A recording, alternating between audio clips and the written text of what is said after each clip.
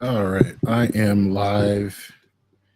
It is Tuesday, August 29th, and I just made some posts to the M3 channels advertising my live stream tomorrow at 7. And I also have that link in the description of this live stream. I'm going to be talking about darkness. It's a weird thing to say, but I've been researching some topics for a book that I'm writing, and it goes deep into philosophy and our conception of light and dark as it pertains to metaphors that we use to describe, uh, you know, theological, spiritual ideas, even say emotional, social ideas. And that being that darkness is bad. That's not surprising that we think that. I mean, it's almost a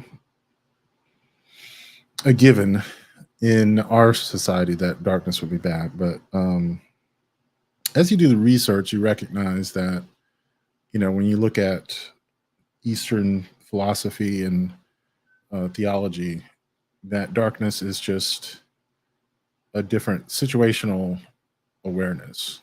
Um, One TikTok creator put it in this way that if love and light is how you give to the world, darkness is how you live within yourself. Oftentimes, darkness in like Jungian interpretations is a metaphor for the unconscious. So, I mean, it is a form of unknowing, ignorance um, about our unspoken thoughts, our hidden thoughts, right? And that can be, construed as something negative. I often have, but the dark areas of yourself are no more good or bad than the light parts. They're just the parts that are outside of your awareness. And to a certain degree, there's this idea that um, if you were completely aware of everything, you would be aware of nothing. Attention, when you pay attention to something, by definition, you have to block out um, the awareness of other things. And so darkness is what allows you to pay attention to anything. To put it outside of your awareness, it's like definitely some of the best things you'll ever do if you've ever suffered from, say, depression and anxiety. If you have intrusive thoughts, um, you will immediately understand uh, the promise and the need of some darkness, right? Like to put the unuseful thoughts aside and focus on what is right in front of you and it's important, whether it be negative thoughts that make you depressed or negative thoughts that makes you anxious. The ability to set those aside to deal with the present moment is absolutely one of the most important um, spiritual practices that you can engage in. Also, mental health practices. I mean, there's a huge overlap there, right? And if you're afraid of darkness as a concept, that might make it more difficult to have like a working relationship with your unconscious, right? I think the other thought is that everything has an appropriate time and place to be expressed, and things that we consider dark emotions like anger, sadness, grief, depression, uh, anxiety, they're often asked to take a back seat, right? You don't welcome any of that. in your life. But the thing is, those emotions are signals to something else, right? So, yeah, let me get into the game. I just realized I'm about to go see Eris. She's got probably a new story beat for us. See, this in the middle is new. Okay. Here's Eris. Okay. Greetings, Guardian. I am focusing my will, preparing myself to step into the ritual space once again. When I first transformed, I thought I might become something greater. Instead, my doubts fell away and I found myself simplified, refined. Though I became Hive, I was more myself. I mentioned that to Ikora and she furrowed her brow. I told her she would have time to worry later. But now, I need tithes. Sword logic may be high philosophy, but your tithes of power are real. And when I absorb them, it feels like hope. Fight in my name, Guardian. Every opponent you defeat strengthens me, from Shax's crucible to Savathun's own throne world. The Hive believe that only the strongest have earned their existence. If a queen cannot hold her power, she must be betrayed. I will not deny them their dogma. I will embody it. Okay. I fucking love Eris. She's so creepy and great. Ever since D1, like she's been amazing. Okay. So is it right here? Is this the No, I don't have a guardian right. It's this one, isn't it? It has a launch. Okay. Okay, so this is one addition they added this season that I love. The seasonal quest, you don't have to look on the map to find your next destination. Apparently, you can just launch it right from here. Before I go, though, I'm going to check my loadout. I'm working on the Monte Carlo Catalyst. I just got it 2 days ago. I'm almost finished. Like, it's such a good gun. I don't know if that bonus is going to be any good, but people have been talking about using the Monte Carlo to stab people since D1, right? And then they added glaives in Witch Queen 2 years ago. And now this catalyst is going to basically turn this into a glaive, I guess. I just don't find those to be that good, but we'll see.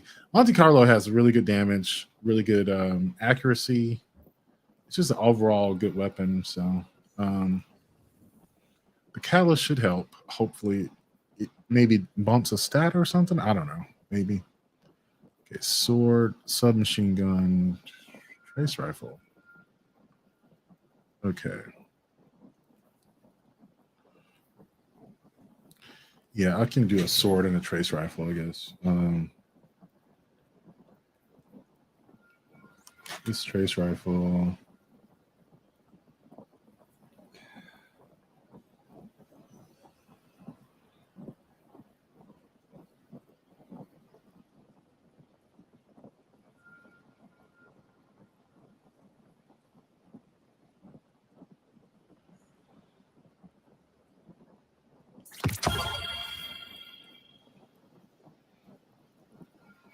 Okay, yeah. Wellspring on a sword seems fun. With Vesper, I guess. I don't know. I'm not too concerned about that. I just want to be doing some progress on different things. I can do the submachine gun later.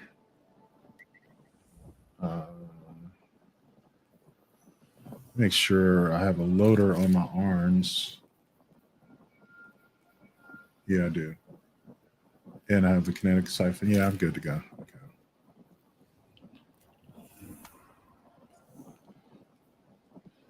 Let's see what we get. I have no idea what's going to be in here.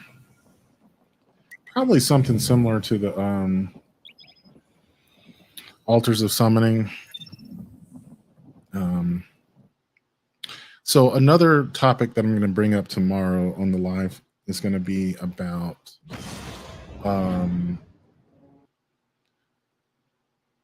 friendship and whether or not you can be,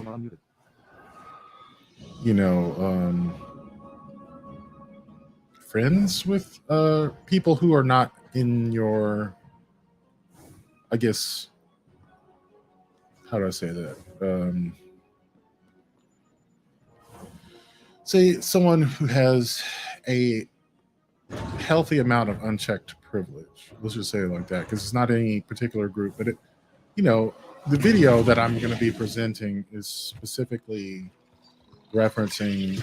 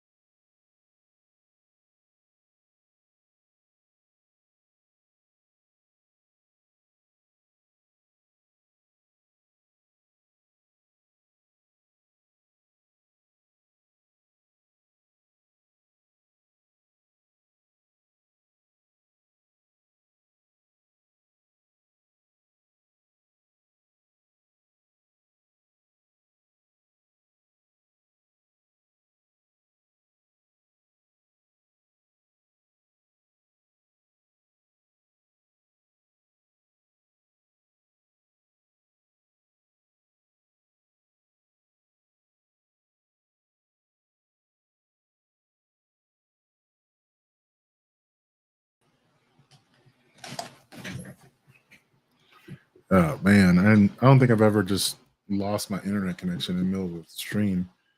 Started thinking about what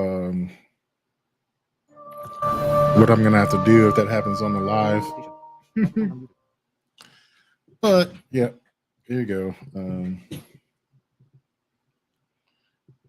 It does happen. But no, I have a couple topics where this is a young man who I take it when he was like maybe much younger, was with a group of friends. They are mixed race, but most of them were probably white.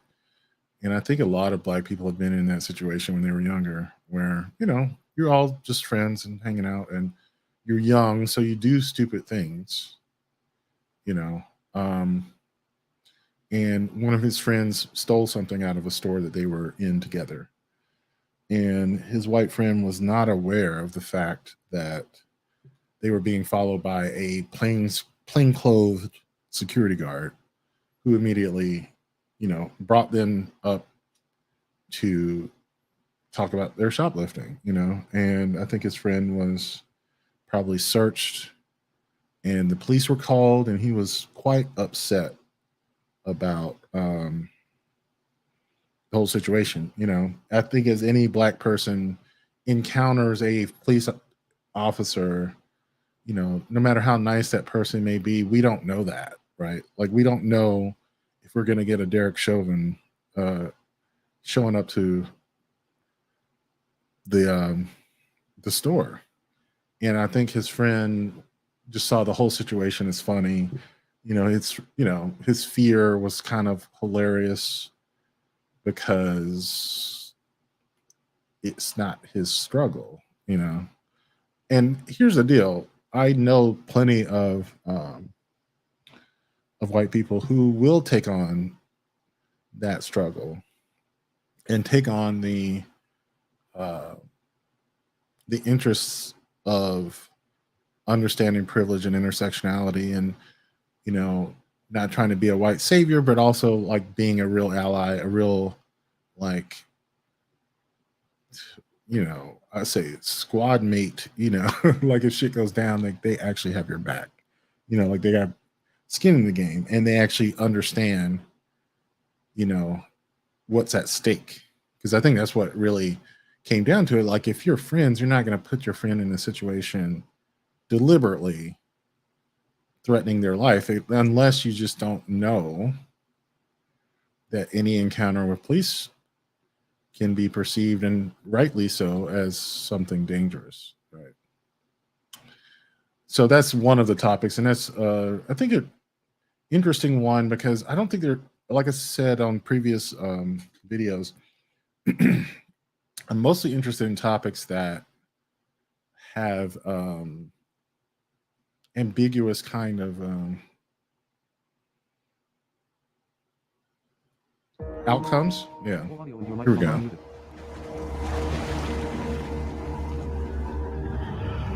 The sword logic, the impetus of the hive.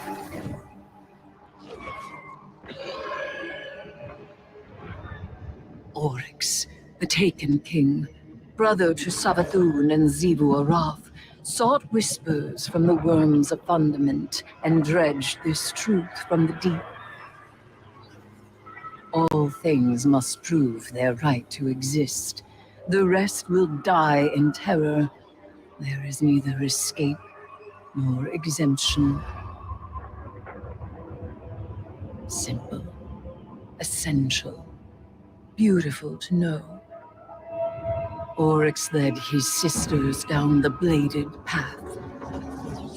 We have tested ourselves against horrors. We emerged changed. Through this, we become stronger. We become free. We will avail ourselves of our enemy's tools. Xivu Arath believes every death proves the sword logic. That she unveils the false shape of the Traveler's lie by her blade. But she needs her truth. She is desperate for its vindication. She wishes for a world without grief, or pity, or doubt. Not baleful, not beautiful. A childish cry. The Hive call us liars, the unfree, deniers of the all-edged truth. But I take the power the sword logic offers not out of desperation, but desire. For Crota.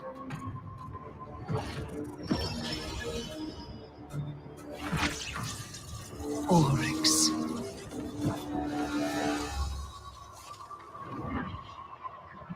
Savathun. I wield their killers as a knife. The Hive know this truth as well as any logic. I am here, and they are not. Ayat.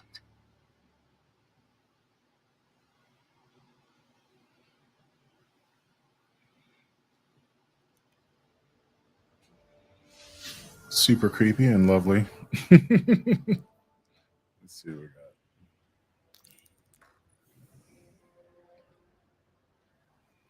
Adjusting magnification and display position. Cross button, confirm zoom adjustment. PS button and square button, switch magnification. Right stick, adjust display area.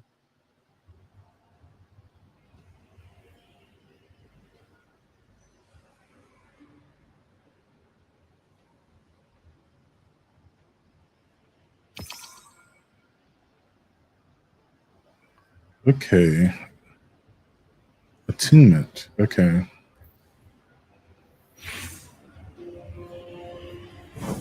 Is it over here?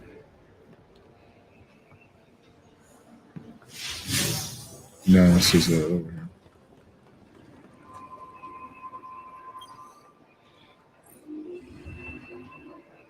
Oh, yeah. Definitely did an arc attunement, right?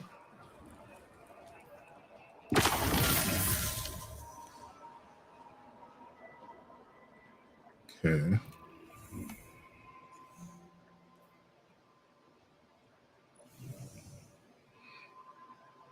Adjusting magnification and display position. Cross button, confirm zoom adjustment. PS button and square button, switch magnification. Right stick, adjust display area.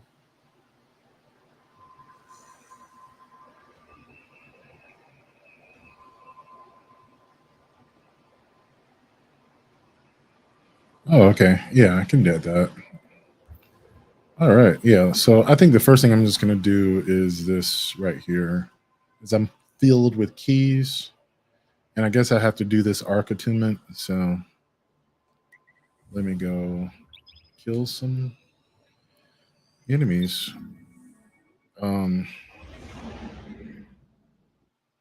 Yeah, I do like their seasonal quest line. I wish they had the budget to like make those cartoons fully animated. I mean, that would have been really cool. But you know, you got the budget you got.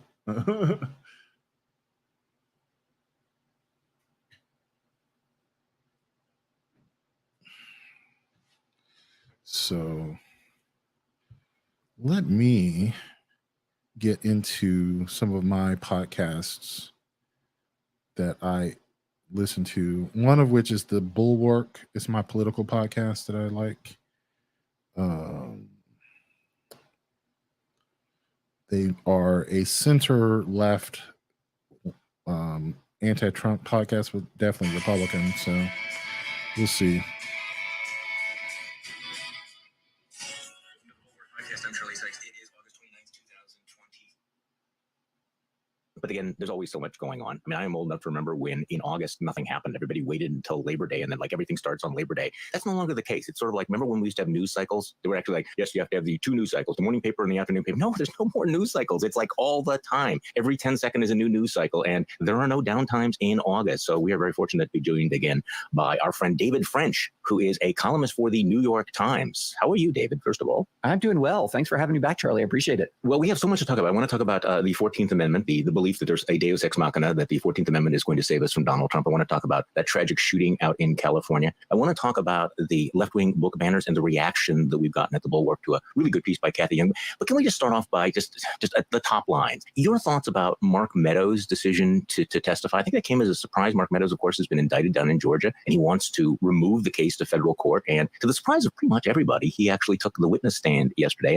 And he's basically offering the defense that, hey, you know, I was just trying to land the plane, and this is what I was doing as White House chief of staff. Your reaction to Mark Meadows' defense? It's a very interesting issue as to whether a chief of staff could have any kind of purely political role. But here's what's interesting to me, Charlie. So you've got the Hatch Act, right? So the Hatch Act is something that prohibits a federal employee from essentially engaging in electioneering in their official capacity. And so the question that I really have here is, okay, the Trump election challenge, this is Trump challenging the election as a private citizen. This is Trump in his capacity as a head of a campaign, not the head of the executive branch of the government. Mm-hmm. So is Meadows helping him? In what capacity is Meadows helping him? What official capacity does Meadows have as chief of staff in connection with that Georgia election challenge idea? With a state election challenge. Yes, it's a state election. What role does the federal government have in dealing with a state's election count? Right. It's a state election count. It's a private entity as the Trump campaign. Now, I could understand if he's saying, look, I'm trying to land the plane for the transition of power. There's all kinds of things a chief of staff can do that's election adjacent. In other words, you know, working on the transition of power, et cetera.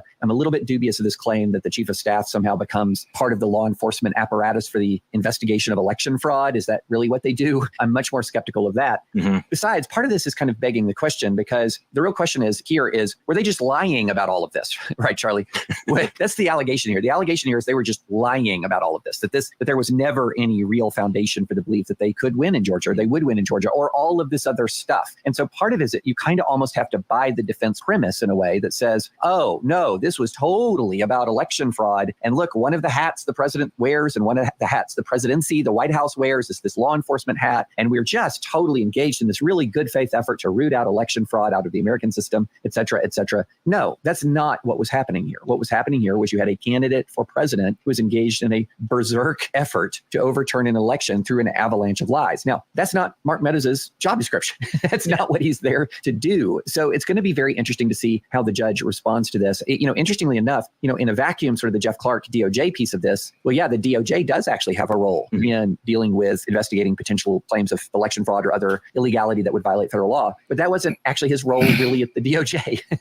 So there's going to be some interesting questions raised here. Of all of the people who have that sort of removal argument, Meadows and Clark probably are on the most solid ground, but it's still pretty shaky. Well, this is why all of these episodes need to be seen in this larger context. You take one speech or one comment out of context, and you can construct a kind of rationalization or defense. But the fact that Fani Willis has now charged them with this conspiracy, and you also see this with Jack Smith's indictment, that there is a narrative, there is a pattern of behavior, not just one incident, but put them all together, and it becomes pretty clear what they were trying to do. And so Mark Meadows trying to say, I'm just asking questions here. Well, maybe, in that narrow context, you're just asking questions, but you broaden the lens out to everything that was going on, all of the attempts to delay and obstruct the peaceful exchange of power. Look, he talks about going into Georgia during this whole blast of nonsense that we endured as a country. And look, if he's in the situation where he's going to Georgia and he's reporting back and he's saying, Mr. President, there is no fraud. What are you doing? You've got to stop this. That's one thing. It's a whole other thing if he's engaged in the effort with Trump to overturn the election. There's been a lot of conversation about intent, Charlie. So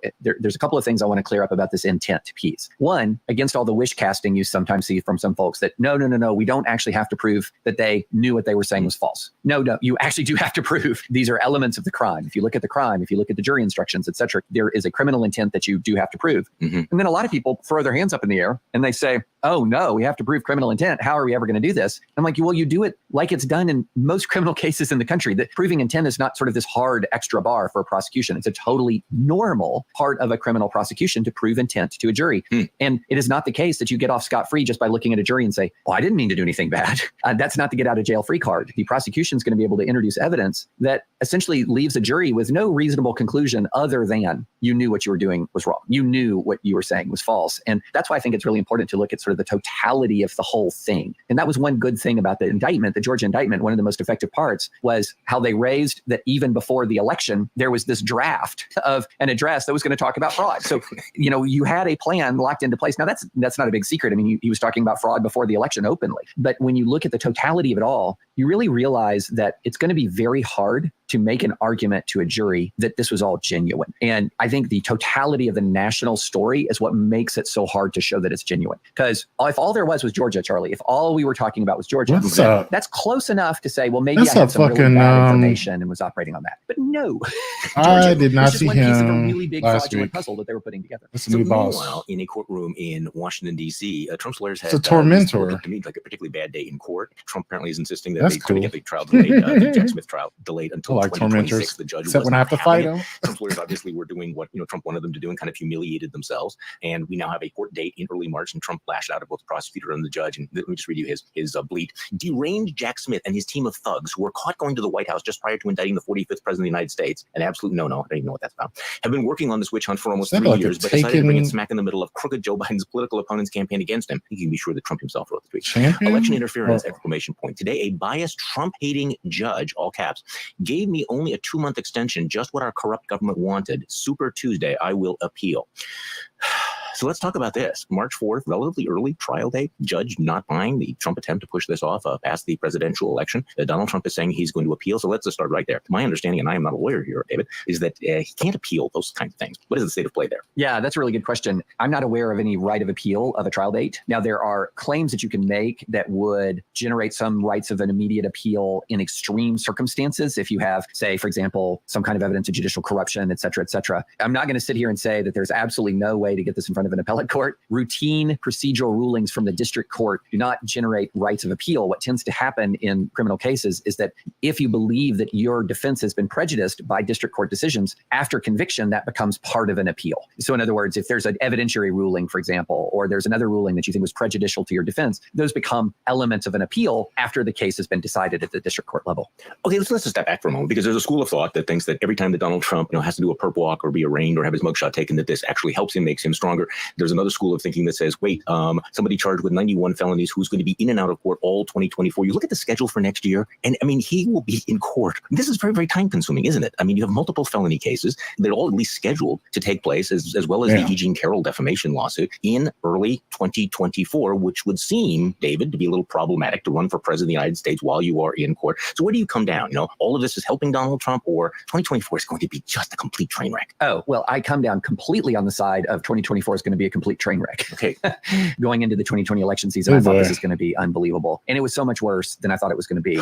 And I have a 2020 colored view that 2024 is going to be really bad. And then part of in the back of my mind is saying, maybe I'm even underestimating how bad it's going to get. Yeah. Yeah. You know, look, there's this reality about this primary, and there's a reality about the election that it goes something like this. All the normal rules apply to every other politician in America except for Donald Trump. And so if you talk to somebody who just is jumped off the working with edge. one of the other Look at Republican that. candidates, this is one of the first things that they will say is, look, you have no idea of our challenge. Our challenge is every little gaffe that we make, every little, verbal stumble at a debate or a bad moment at a debate, everything that hurts candidates throughout the recent American history hurts us. None of the things that hurt a candidate in recent American history hurt Trump, at least not with Republican voters. Yeah. And so the reality is everything you think about politics as far as short-term, medium-term consequences, et cetera, that you would apply to any other human being, when that's filtered through and then you say, but Donald Trump did it, then you have to say, oh, well, if Donald Trump did it, I don't know that that's going to hurt him. I don't know that that will shake his support. Now, the question I don't know what to do with that. Not so much about Republicans, because everything that we have seen says to us that any dramatic criminal developments against Trump are at least going to cause a short-term rally around the Trump flag effect. I think you have to the use that. longer-term I don't question is, know. okay, which of the 81 million Biden voters switches to Trump in 2024? Because all it's a Biden has to do new is hold serve, right? version. And the question that I have They is, added somebody taken. was opposed enough to Trump to vote for Biden, what effect do these criminal indictments have? And I would say not good. If you're already out from under Trump's spell. This is not a positive. Yeah. If you're already out from under his spell. Yeah. Let's go to the general election, and I agree with you. I can't see how many swing voters, that left the Republicans in 2022 or 2020 are going to come back because of these indictments. But the reality is that Donald Trump still can win this thing because of the asymmetry that you're describing, that you have every other candidate who's held to a different thing, including Joe Biden. I mean, Donald Trump is not a spring chicken. He's an elderly man. Exactly. Joe Biden is more so. And so when you ask American voters, do you have concerns about, the mental acuity and the age, they're more likely to point the finger at Joe Biden, despite the fact that Donald Trump is behaving in a deranged manner every single day. So I think that people are right to be concerned at this point about Joe Biden's age. What do you think? Because the margin for democracy is so thin right now. I mean, it's hanging by the thread of an 80-plus-year-old man. Of course, we should be worried about that. I'm actually so stumped by the argument that we shouldn't. Yeah. To be honest, Charlie, I mean, do the laws of nature not apply? Yeah, we should absolutely be concerned about that. And I feel like we're sleepwalking into just through kind of sheer inertia. Because look, I get all the arguments that someone says, okay, David, but who else? Who else? I mean, there is no just plan as B. practical as it is, if an incumbent president wants to run again, it is virtually impossible and would be certainly destructive to beat them in a primary. Mm-hmm. So long as Joe Biden wants to run again, what's the option? Yeah, if he steps aside, then you have a real primary, and Kamala Harris would come in with some structural advantages, but wouldn't necessarily win it in an actual primary. So long as Joe Biden decides he wants to do this, the Democrats are just in a box. The party can't come to him and go, you need to move aside. He just says, no, I'm the guy who beat Donald Trump. I'll do it again. I get the complaints. We should stop talking about Joe Biden's age, for a reason. Well, I'm not sure you can stop talking about something that millions of people are talking about that is right there. Right. And you're seeing that. And I think that pretending that it's not a problem basically disqualifies you from being able to talk to average voters in the sense, because the average voters are going to go, okay, I really don't like Donald Trump, but I'm worried about this. If you say, there's no problem whatsoever, Thing went down I'm not there. sure that that's going to enhance your credibility. Okay, so I don't want to spend a huge amount of time on this, but I know you've written about this. There's a lot of wish casting going on that there's going to be this deus ex machina, that the 14th Amendment will save us from Donald Trump. And we have these very eminent conservative jurists who have made a very compelling and I think credible case that the 14th Amendment, which was adopted in the Civil War, should debar Donald Trump from running for or serving as president because of his role in the insurrection. I know you've written about this. So is this a real thing? Is it going to save us from Donald Trump? One, is it a real thing? Yes. Is it going to save us from Donald Trump? I would be shocked if it did. It's as real as the impeachment power is, for example, Charlie. So this is something that is in the Constitution, Section 3 of the 14th Amendment, barring somebody who has engaged in acts of insurrection or rebellion or brought aid and comfort to the enemies of the Constitution. They're just not eligible to serve. Okay. I would urge everyone, it's a long piece, 120 some odd pages, I believe. It's a long law review article, but It's very well written. It's very readable. And what it actually is a work of history, of legal history. And it's really phenomenal. And I think they've put forward a pretty incredible case that, yeah, Donald Trump's just not eligible. But here's the problem. The problem is it's now late 2023. This would have been a phenomenal argument as part of the underpinning of impeachment, for example. This maybe would have been a phenomenal argument to bring even the first moments that he declared his race for the presidency. One of his rivals filed suit at that point. But we're late in the day. So there's sort of two elements here that courts look at, and we've talked about them before, Charlie. One is sort of originalism. This, when I say courts, I mean the conservative majority. And the other thing is consequentialism. And so one of the areas where consequentialism comes into play sort of the most prominently are in late election changes. The Supreme Court has been very reluctant to intervene in elections late in the process. What it tends to do, it has a bias towards inaction late in an election process. And I believe there has been a case filed. There will be more cases filed. If you just think through the timeline, it's highly unlikely that this would get in front of the Supreme Court until well How'd I into get an 2024, overshield right for there? That example. was And so nice, even if the but- argument is very sound and sort of originalist principles would dictate removing him from eligibility, how much prudentially is the court going to be willing to intervene? And that's the one where I would say, look, don't count on that. You absolutely the cannot count on fuck? that. As solid as the argument is, Why? I think it's very, very solid. Yeah, I mean, any court I think would be reluctant to step in, but this court particularly, The David Frum writes in the fuck Atlantic, did that he goes just even further. kill He me? says the project to disqualify Trump from running for president is misguided and dangerous. I don't It even won't know work. what that If it was. somehow could That work, it would moth create thing, but problems why is it worse so even than Americans goddamn already face. In an powerful? ideal world, Trump's fellow Republicans would handle this matter This by must be- repeating there's his funds some- and rejecting his I don't candidacy for their nomination. Failing that, and it certainly seems as if that hope is failing, opponents of Trump must dig deep and beat him at the polls one more time. There is no cheat code to win this game. I agree. You? Yeah, I'm going to partially agree with that. Mm. I'm going to say he should be removed. I don't like consequentialism when it comes to, I don't want to apply the rule of law because applying the rule of law could create bad consequences. Yeah. My view is apply the rule of law and manage the consequences. And so the last thing that I want to see is a situation where a judge says, or any public official says, well, yeah, the Constitution requires this, but I'm not going to do this because of the MAGA mob. Then you've blackmailed yourself right out of the rule of law. And I wrote about this very issue in the Times. I brought up the example of Lincoln's advisors right up in the run up to the attack on Fort Sumter. They were saying, you need to appease these guys. You need to appease these guys. If you resupply the fort, it's going to create an armed confrontation. If there's an armed confrontation, everything's going to get worse. Mhm. And Lincoln was like, that fort is U.S. property. A gang of rebels cannot chase us out of a U.S. military installation. And he resupplied the fort, which then, of course, led to the attack on Fort Sumter and kicked off the Civil War. And somebody might say, oh, no, he made the wrong call. He should have appeased. I don't think he made the wrong call. I think he made the right call and then preserved the Union in the face of the illegitimate and unlawful blowback. And I'm pretty militant about this, Charlie, on this consequentialist argument. My view is we cannot allow people to blackmail us out of this constitutional republic. So no decision should be made on the basis of the fear of Trump's mob. So let's look ahead at where the Republican Party is going. You and I have watched with horror over the last 8 years, watching the transformation of the Republican Party, as the party has contorted itself into various Trumpist shapes. As I was watching the debate last week, I'm looking at the new hotness of the GOP, the new rock star of MAGA, Vivek Ramaswamy, and asking myself, is this the future of the Republican Party? I mean, Ramaswamy is the new hotness because he is hitting all of these hot spots, just throwing stuff out, changing his positions. I mean, in some ways, isn't he the perfect successor of Donald Trump? I mean, just the complete bullshit artist that he is. I mean, why are you Yeah. sleeping on RFK, Charlie? Okay. No, I'm kidding. No, I'm only partially, Fair point. only partially kidding. Yeah, I would say what we saw was a preview of the battle for the future of the party, because I'm not yet convinced that sort of that dispositional Trumpism can translate well to politicians not named Donald Trump in truly contested elections. So we have seen, for example, that extremely Trumpist MAGA election denying candidates can win primary elections. They absolutely can. Crash and burn. Right. And then they go crash and burn. And they crashed and burned in every swing state election, contested swing state election in 2022. They just crashed and burned. So they could not replicate that Trump appeal. They could replicate some of that Trump success in the primary, but again, not everywhere in the primaries. Because remember, Georgia, Brian Kemp was specifically targeted by Trump through a former senator candidate. So in other words, not a no-name candidate going against him. And Kemp smashed him in the primary. Yeah. You know, even Brad Raffensperger, who didn't have sort of the Kemp gubernatorial record to run on, and his primary election was a referendum on 2020, he wins. And so it is not universally the case that the Trumpist wins in a primary. It is often the case that a Trumpist wins in the primary. And it's interesting when you look at some of the post-debate polling, you see two things happen at once. One, yeah, Ramaswamy got a boost, but so did his negatives. His negatives went really up.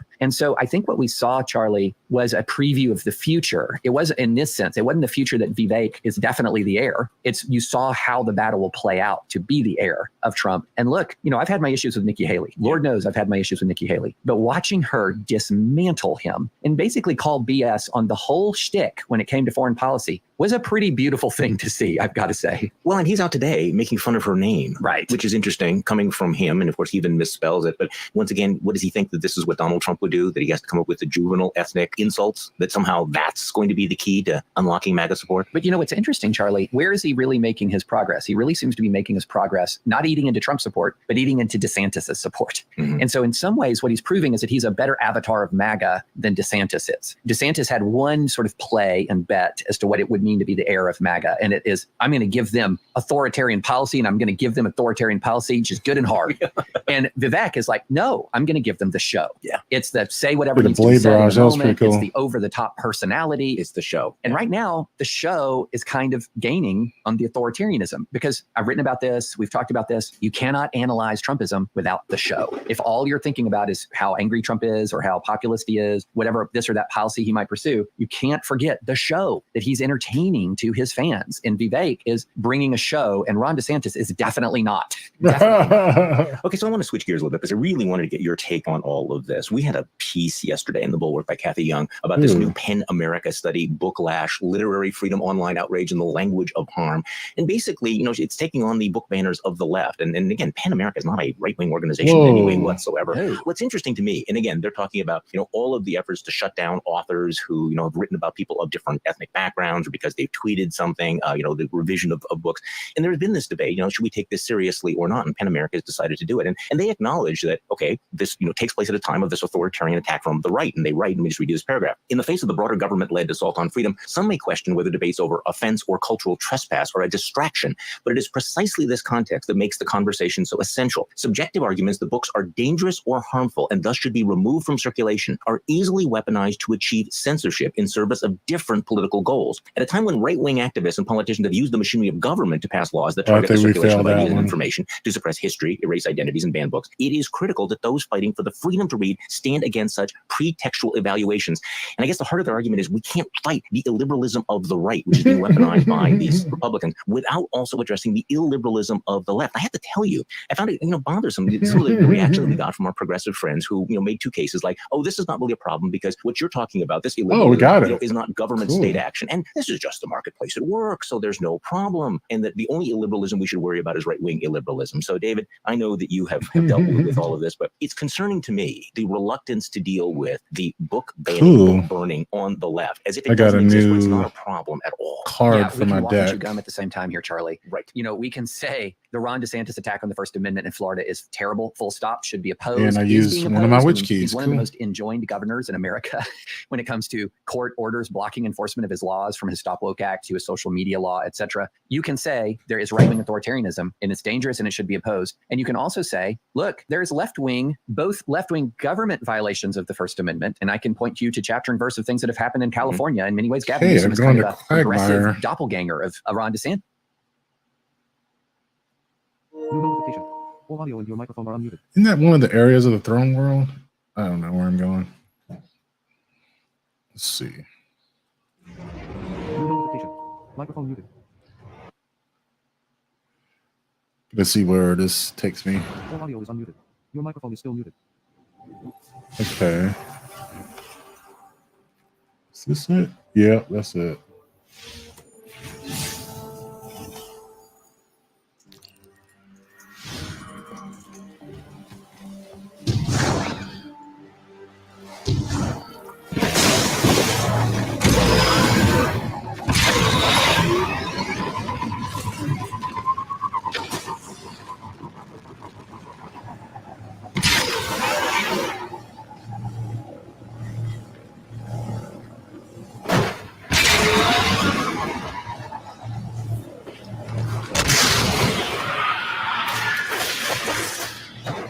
Oh, yeah.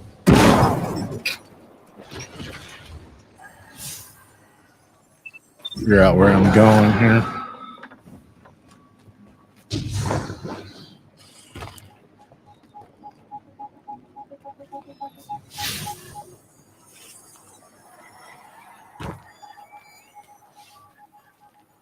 Let's see.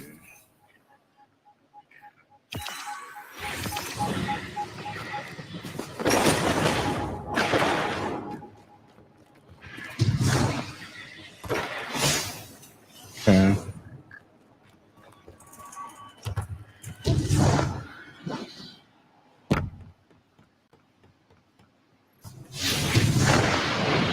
That's a fucking public event. Come on now.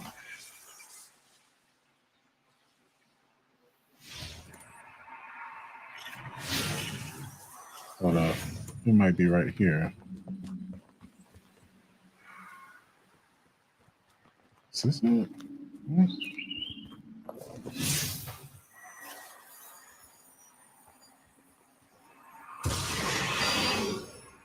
It says like I'm right on top of it.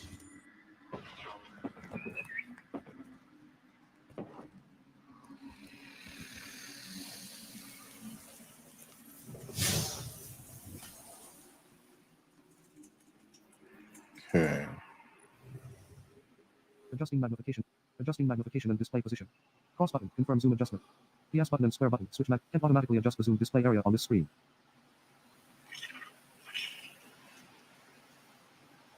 Press Oh, the zoom law display sector. area. Okay. Extract attunement. Adjusting Okay. magnification. Yeah. Law sector is under here. Okay. It would be helpful if I could read those. But one of the things I have actually struggled with is using Zoom and Guardians, the magnification Sworn rallied their to help explosive me. technology for another attack. Show them how we respond to acts of I don't aggression. know why that's an issue. I mean, I kind of know why, but I mean, I'm just embarrassed about my vision. I mean, at the end of the day, that's what it is. But why am I embarrassed about something that I've been living with my whole life, but it still happens? Okay. Adjusting magnification and display position. Cross button. Confirm zoom. Adjusting magnification and display position. What's this? Adjusting magnification and display position. Cross button. Confirm zoom adjustment. PS button and square button. Switch magnification. Right stick. Adjust display area. Okay.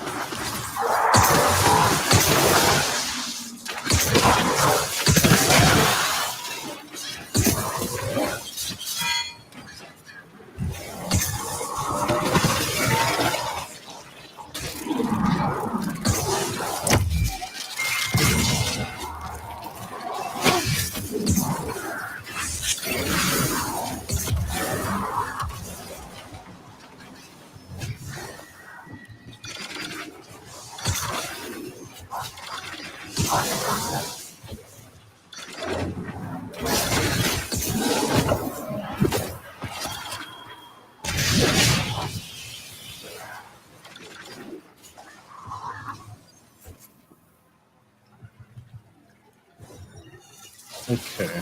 I can go back to my podcast. Of Ron DeSantis. I mean, Hmm. but also we have to take care of the culture of free speech. And this is a really, really important point because these laws spring from a degraded culture. They spring from an appetite, a public That is appetite for interesting. censorship. And so when you defend the culture of free speech, you often block these laws before they can be enacted because there isn't an appetite for them. And so, look, my view has long been that we should err on the side of free speech when it comes to private institutions and private decisions about whether to punish or to not punish speech. Err on the side of free speech. That's not to say you have no standards at all. Because in fact, Charlie, if you are accustomed to erring on the side of free speech, that when you do say that's too far, it actually has real weight and credibility, as opposed to everything is too far. Or, well, we're going to toss this book out because I don't like without even reading it, because I don't like the race or the identity of the author in some way. That kind of thing is really degrading to a culture of free speech, and it creates an appetite for censorship that is very rapidly translated into law. That's what PEN America is really hitting at, and that's what they're right about. Once you accept the idea, the language of harm, that speech or ideas or books are actual harm, that they can be violent. Well, once you accept that premise, then you have opened the door to actual censorship. And so what's happened here, and it's not theoretical, is that the right has adopted this. Well, you've been, complaining about, how harmful various books are and, rewriting the books, taking books out. Well, if it's okay for you to do it, we're going to do it too. And we're just going to define the language of harm differently than you are defining the language of harm. So again, and also this addiction that people have about both sidesism, that you don't have to argue that the two things are completely equivalent to recognize that they are both dangerous, that they both will lead in this direction at some point, and that illiberalism is not just confined to state action. I mean, there is illiberalism in ideas. There's illiberalism in academia. There can be all kinds of intolerance and fear of ideas that, again, might, transfer to government action, but might not, but there's still illiberalism. And I think that this sort of two-front attack is particularly worrisome because the right cannot be counted on to defend free speech. And I have to say that there's the very substantial sections of the left that are making it quite clear that they are dug in, that they are not going to push back against illiberalism either. Yeah, you're exactly right. And again, when we're talking about a lot of this private action, we're not talking about action that's unlawful. Right. A publisher has a lot of freedom to publish or not publish books, for example. Or, if you're working in a private corporation, let's say you're a broadcaster or you're a sports league, you have a lot of freedom to put together your disciplinary rules and decide who you're going to condemn or publish or fire or suspend or you name it. We're not saying you shouldn't have that freedom. We're asking you to exercise that liberty in a more small L liberal way, in a more tolerant manner, because demonstrating tolerance, again, tolerance properly understood is not affection. You're not tolerant when you're granting freedom to people you like. All right, that's affection. Right. Tolerance is when you grant liberty and freedom of action to people that you might have a problem with. That's what tolerance is. It means you're actually tolerating something. And so these values like small L liberalism and tolerance in the private sphere are actually the foundation of liberalism in the public sphere. Because if you create a value set that views speech you don't like as harm, or even speech you don't like as violence, if you create a value set that says that free speech isn't an asset to our community, but rather a threat to our community, when you create that value set, I'll say it again, you're laying the foundation for unlawful invasions on speech. And also, you're creating a culture that is often extremely repressive and intolerant to dissenters. If you think, well, that's fine because I've kind of figured out all these issues, and I know exactly what we should think about, everything from healthcare to race to war to you name it, well, you might be the problem if you think you figured all of this out to such an extent that you think it's good for us to go ahead and suppress dissenters. And it's also just deeply anti-intellectual, and it really is an assault against the entire tradition of literature, some of the things that are happening. Now, PEN America doesn't mention this, but Kathy in her article mentions what happened to one of the more prominent liberal, by which I mean progressive novelists and writers, Richard North Patterson, who's written about this experience of having his novel Trial rejected by about 20 publishers, despite having all of these bestsellers. And so what happened was Richard North Patterson wrote a book about racial injustice in Georgia, but because he's white, there were people who said, well, you're cultural appropriation. A white person should not be able to write about racial injustice. Now, David, my head is starting to hurt again, because if this is the standard that no one can write about anyone other than their own race and gender, you have wiped away, many, many classic works of literature, important words, but also the reductionism of everything to racial identity politics, as opposed to what is it they're saying? What is the case they're saying? Have they done it intelligently, sensitively, eloquently? All of that, becomes subsumed in this ideological agenda. And again, this is the kind of illiberalism that even writers on the left are facing right now. We can't pretend this is not a problem. Right. The good news is, I believe, I could be wrong about this, but I think we've hit the peak of this and we're on the downslope. Well, I hope so. I think. I'm not 100% sure of that, but I believe we're on the downslope. The bad news is it's still a remarkably prevalent idea. It is. The problem that we have is not that, for example, say a white scholar writes an incredibly well-researched historical work, whether fiction or nonfiction, about the failure of Reconstruction and the imposition of Jim Crow. The problem has been historically, that it was really only the white scholars who had the access to all of the opportunities and advantages that you need to sort of build that career and create that kind of work. So the answer, though, is not to say, well, white scholar, you've had your turn, so now we only want to get books from black scholars on this point. The answer is to say, no, we're removing those previous barriers. We're saying we're going to be more inclusive in the voices that we hear from. It's not that you substitute one form of discrimination for another form of discrimination and call it social justice. That is that illiberalism you're talking about, Charlie, where you're talking to someone and saying, I don't want to hear from you. You cannot publish this book unless you match a particular set of identity criteria. That's illiberalism. Liberalism says, hey, look, we recognize the historic way in which this industry has unjustly treated black voices, and we're going to be really intentional about finding the best and the brightest black scholars and publishing their work. We're removing the barrier. We're not going to be building new identity-based barriers.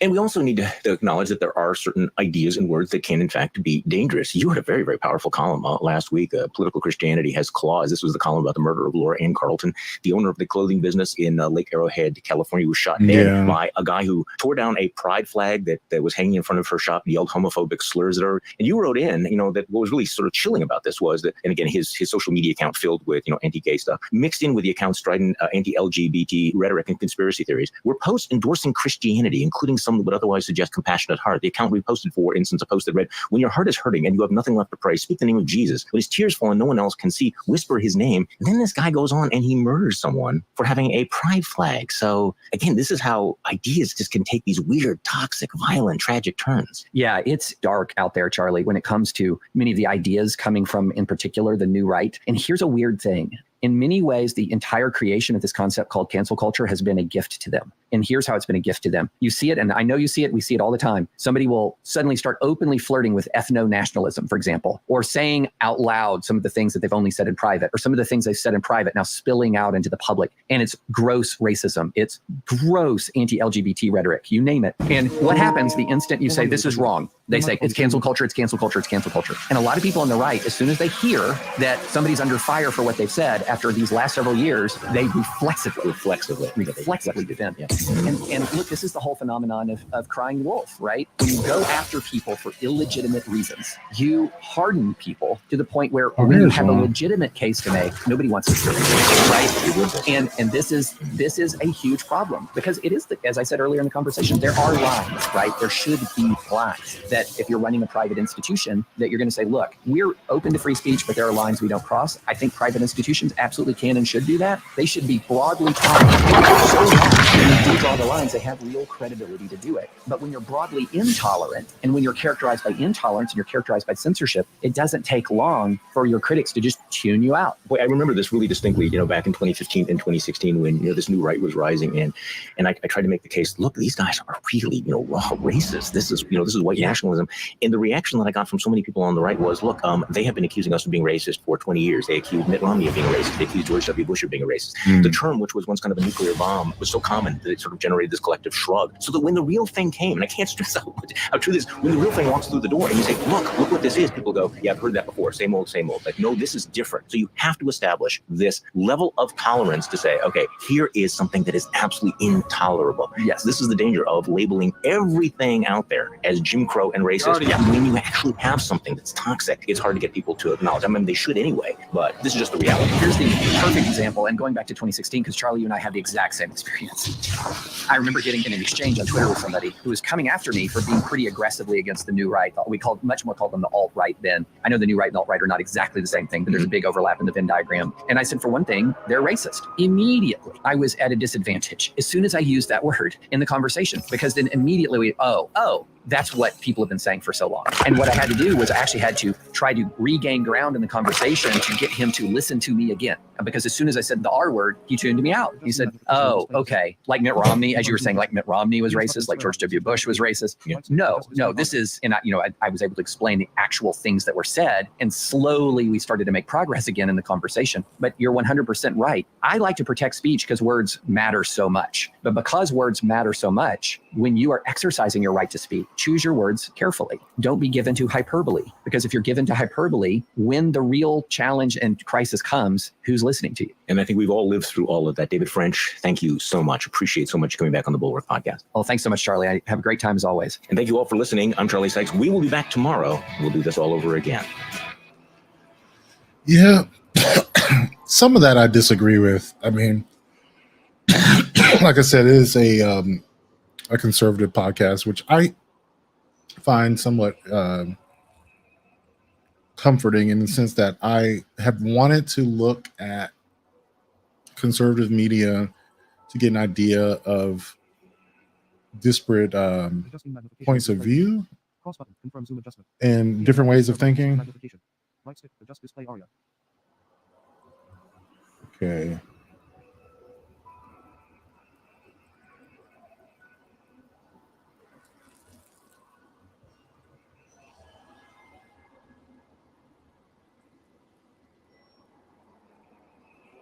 Okay. And automatically adjusting Right, I have to take it. I forgot about that. Okay.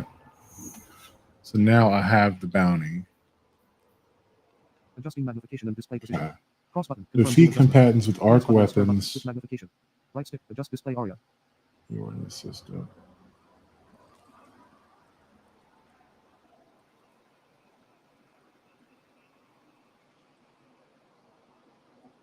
Okay.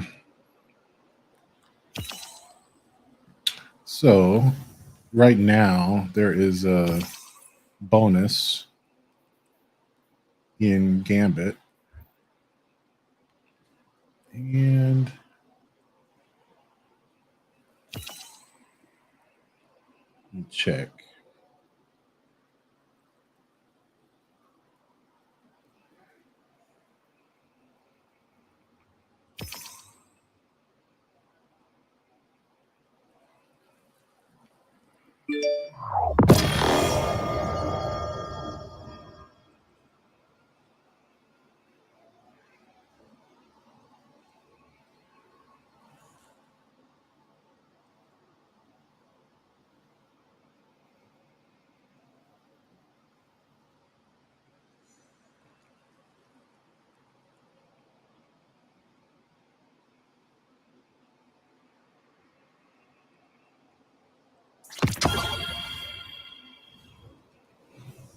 Trying to think last time I used this Ikelos.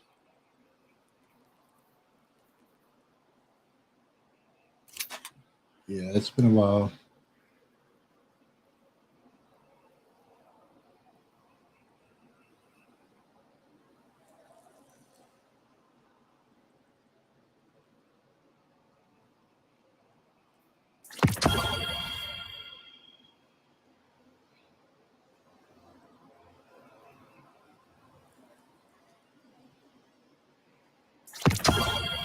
Okay, there we go.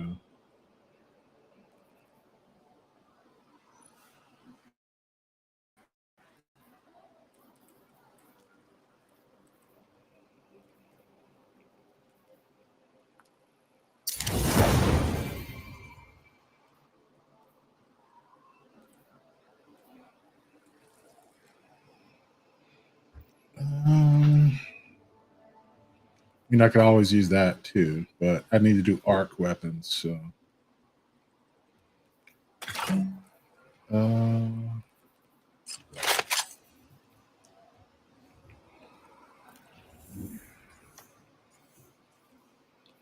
got 4 Gambit bounties. I can go back to the tower. What's that?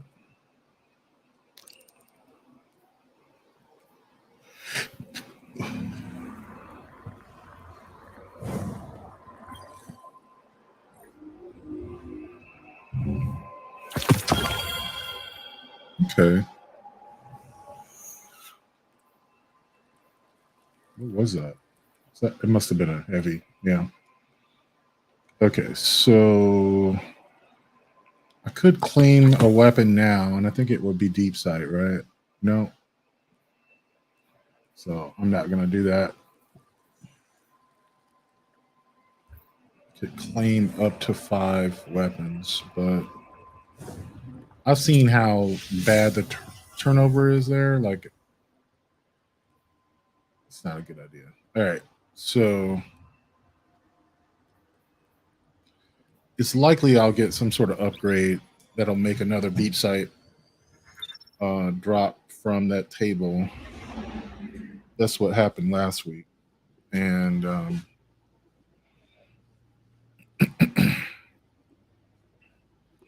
I look forward to getting that hand cannon. This one I want. All right, I'm going to listen to the Wall Street Journal. See what they got. This summer, 32 women's soccer teams competed in the World Cup. Australia in the green and gold. It was held in Australia and New Zealand and was the largest women's World Cup in history. Swinger, Japan are on the score sheet first. The final match came down to Spain and England. From one of the box in front, goal! Spain leads! Come on! Oh, is this Tuesday? Spain's Yeah. team I'm going only to qualified for its. listen to the. You're listening to the Magnum version of the Savage Lookcast at savage.love. If you're stuck in a relationship quandary, or if you're looking for sexual harmony, well, there's nothing you can't ask on Savage Podcast. Two quick things I want to touch on before we start the show this week. Quick thing number one, in honor of last Thursday, to remember the day 8/24 and to keep it holy, I propose that facials be henceforth and forevermore known as mugshots. There was one reaction to the release of Donald Trump's mugshot last Thursday that I wanted to highlight. Jesse Waters, the useful right-wing idiot who took over Tucker Carlson's slot on Fox News, had this to say about the mugshot seen around the world. I am now going to book the Fulton County photographer for my Christmas card. Because, Judge, and I say this with a unblemished record of heterosexuality, he looks good and he looks hard. All right, setting aside he looks good, he looks hard, what does a conservative straight man mean when he says that his record of heterosexuality is without blemish? Because a quick look at Jesse Waters' record of heterosexuality reveals a couple of blemishes. Waters cheated on his first wife, with whom he had 2 small children, with a woman who worked under him at Fox News, and then left his wife and his kids for that woman, married her, had a couple of more kids. All right, of course, the true love ne'er did run smooth, not even through the offices of Fox News. People have affairs, people get divorced, but some might consider that a blemish on your record. Waters has also admitted that he let the air out of the tires of a car that belonged to a woman whose pants he wanted to get into, so that that woman would be stranded where they were and need a ride, which he offered and she accepted because she had no choice. He was married at the time that he pulled this stunt, had 2 small kids at home when this happened. Now he's married to the woman he did that to. And I'm sure that woman tells herself every day that her now husband, the father of her now children, would never ever do anything like that to any other woman ever again because he's a married man with kids. But others would see that forcing a woman to get into a car with you, that could be seen as a blemish on your record of heterosexuality. I'm being willfully obtuse here. We all know what Waters meant by unblemished record of heterosexuality. He means no homo. He means he's never touched a dude with his dick. He means he's never cheated on his wife with a dude. He means he's never let the air out of the tires of some dude's car in the hopes of getting into that dude's hands. Broken vows, affairs, lies, divorces, broken homes, traumatized children, shitty behavior, not blemishes on your record of heterosexuality. 5 out of 5 stars, perfect score because no homo.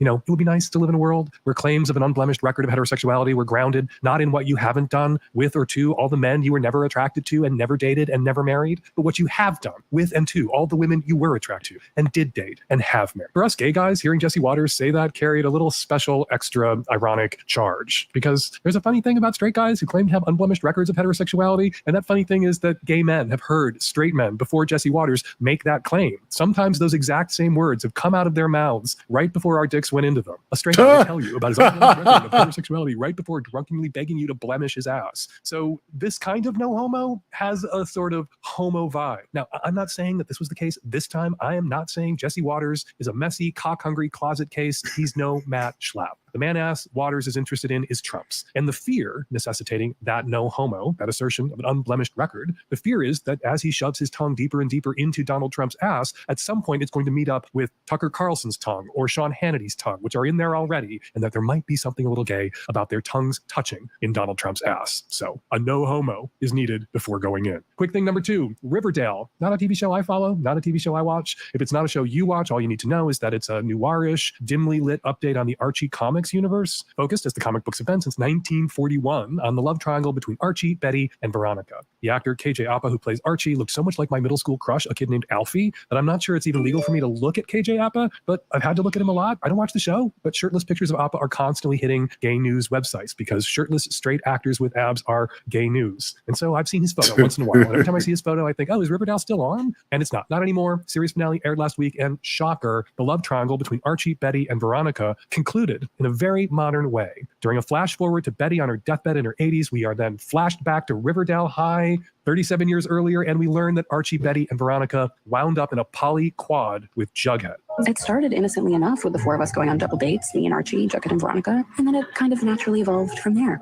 Some nights Archie would sneak into my bedroom, and Veronica would go home with Jughead. Other nights Archie would spend the night at the Pembroke, and I'd go over to Jughead's. And sometimes, more often than you'd imagine, I would find my way to Veronica's.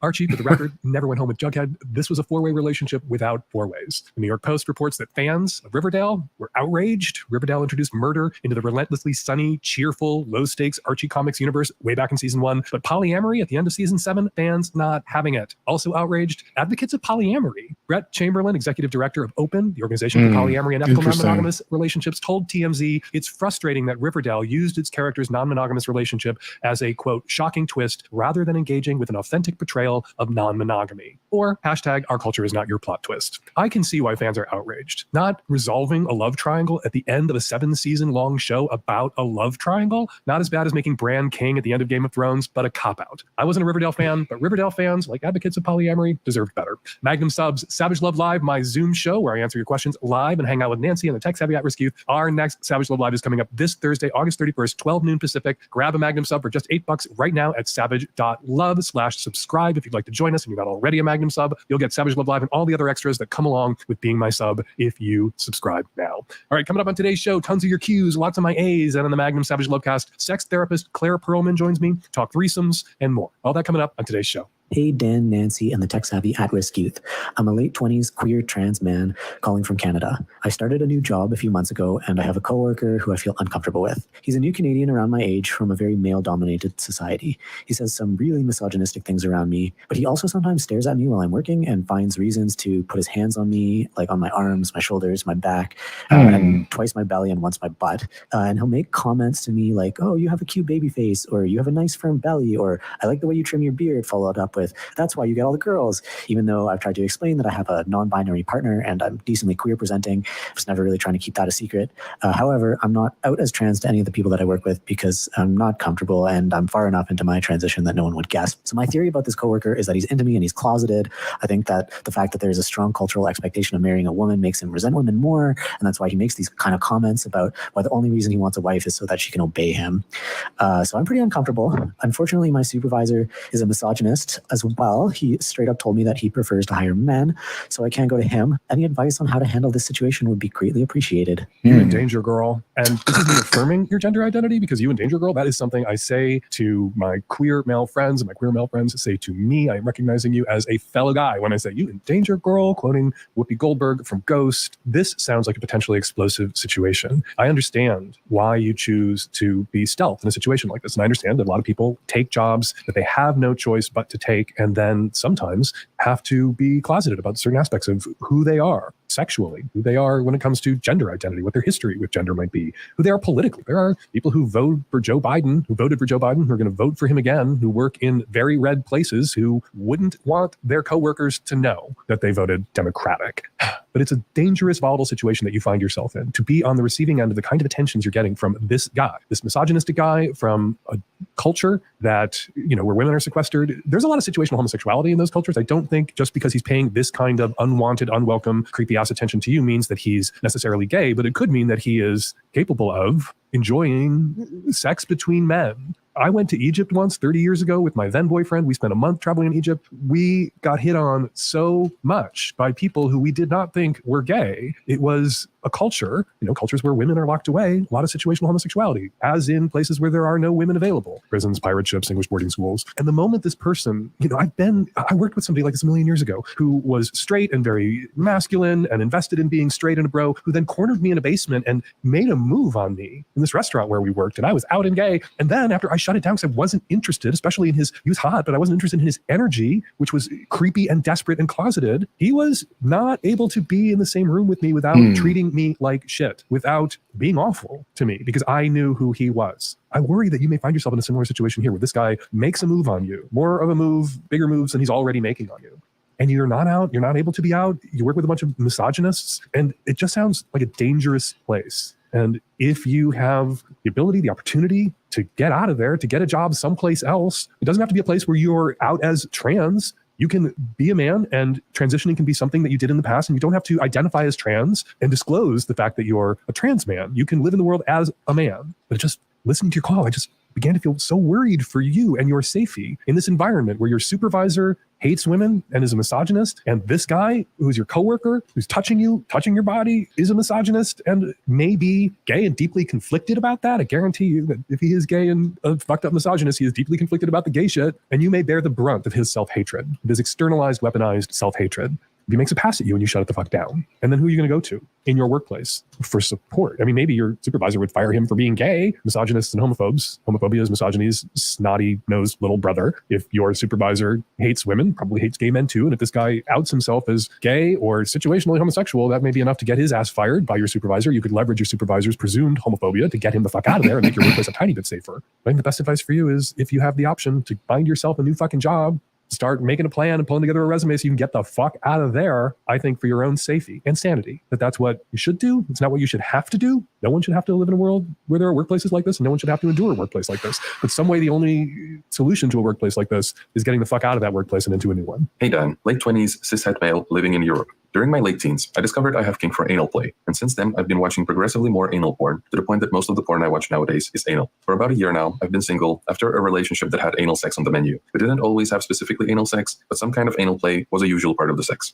During the time that I've been single, I've only had one other sexual partner with whom I had PIV sex a couple of times, and I found myself needing to perform some kind of anal play on her to get myself over the edge. Thankfully, she was into it, so it wasn't a problem. I don't think I have any aversion towards vulvas or vaginal sex. I'll happily go down on a girl and love every second of it. What I'm worried about is if I've conditioned myself via porn to orgasm only if anal is involved, and if I'll have a partner that won't be into it, I'll be left with blue balls. So is it something that my porn habits could have caused? And if so, do you have any suggestion on how to deal with the situation? So you got out of a long relationship with anal on the menu. You've had one sex partner since, and although you had PIV, there was some anal engagement, enough anal play to get you there, to get you off. So it seems to me that we can infer from your sexual history that there are women out there who enjoy anal stimulation, anal play, anal engagement during other kinds of sex, and I hope you're being safe and not going from butt to vag and back with your tongue or your dick or anything else. And so rather than try to unlearn what maybe porn conditioned you to enjoy most, or maybe you sought out porn that showed it because that was what already turned you on. It's sometimes hard to tease out what we bring to porn and what porn brings to us, and what a crazy kind of feedback loop or self-reinforcing dynamic can be created by our porn consumption habits. But what turns you on turns you on. And if you can roll with what turns you on, that's going to be easier than attempting to unlearn what turns you on or rewire yourself. I think it's going to be important for your sex partners that you have more in your toolbox, more in your skill set than just anal. And you say that you do. You say that you love eating pussy. You say that with the last person that you slept with, PIV happened. Okay. So seek out women who dig anal. They are out there. They are overrepresented in pornography made for straight men, but it is as big a lie to say that no women are into anal as it is to say that as many women are into anal as porn makes young straight men think are into anal. You can find them. Just be honest about what you're interested in. I've known women who preferred anal intercourse. The clitoris is a giant organ. It extends back into the body. I've had conversations with women, with friends, who were able to reliably come from penetration, the Freudian gold standard for women's orgasms, but not vaginal penetration, anal penetration. Maybe because it was slamming around the back of their clitoral tissues. Maybe, as we say, the biggest sex organ is the one between your ears. Maybe there was something about the transgressiveness of it that was just such a turn on that it pushed them closer to the edge during penetrative sex. But those women are out there, and it is your privilege to go find them and eat their asses. Hi, Dan. I need advice. I texted my stepsister to wish her a happy 13th birthday the other day, and I Googled what kinds of things children can do when they turn 13, because I know her mother doesn't let her watch R-rated movies. And I saw on the list that you can make a YouTube account when you turn 13. And so I kind of jokingly suggested, hey, you can be a YouTuber now. And she goes, oh, well, I already have an account. And I asked if I was allowed to look at it, and she sent me a link. And it turns out she posts videos of herself playing this first-person shooter game. She's not in the videos herself. It's all screen recorded, so her face is not out there. But she has hundreds of subscribers, and she says in her bio that she's a 13-year-old girl. I guess I'm just worried about not so much the effects of a first-person shooter game on her, but more that she seems to be pretty popular. I don't know if people are messaging her. Obviously, she had the account before she was old enough to, so she must have been lying about her age at some point. Is it my place to tell her mom about this and ask her if she's okay with it? Just for context, I'm 30. I don't live with them. They live in a different state. Her mom and my dad are not married, but they've been living together for almost 10 years. Should you rat your stepsister out to her mother? That depends. And what it depends on, I'll get to in a second. But first, for the record, children under the age of 13 cannot have YouTube accounts or channels. Children between the ages of 13 and 17 can, but only with a parent's permission. Doesn't sound like your stepsister got or would have gotten her mother's permission. And if she just turned 13 and she already has hundreds of followers for her first-person shooter YouTube account, yeah, clearly she created that account before she was 13 years old. So she lied to somebody, or she lied at some point, which lots of kids under the age of 13 have managed to do, and created Instagram accounts for themselves and YouTube accounts for themselves and Twitch streaming accounts for themselves. So what do you do? Well, do you rat her out? It depends. If you rat her out, she is not going to confide in you anymore. And I think you have to make a judgment here on what's going to be more valuable for your stepsister and what's going to keep her safer. Having an adult, you, in her life that she can confide in and she can talk to if somebody is behaving inappropriately toward her, if somebody among her hundreds of followers, and you know what? A 13 or 12-year-old girl who's open about being 13 years old on their YouTube channel and has hundreds of followers, odds that some of those followers are not there for her first-person shooting skills are pretty high. And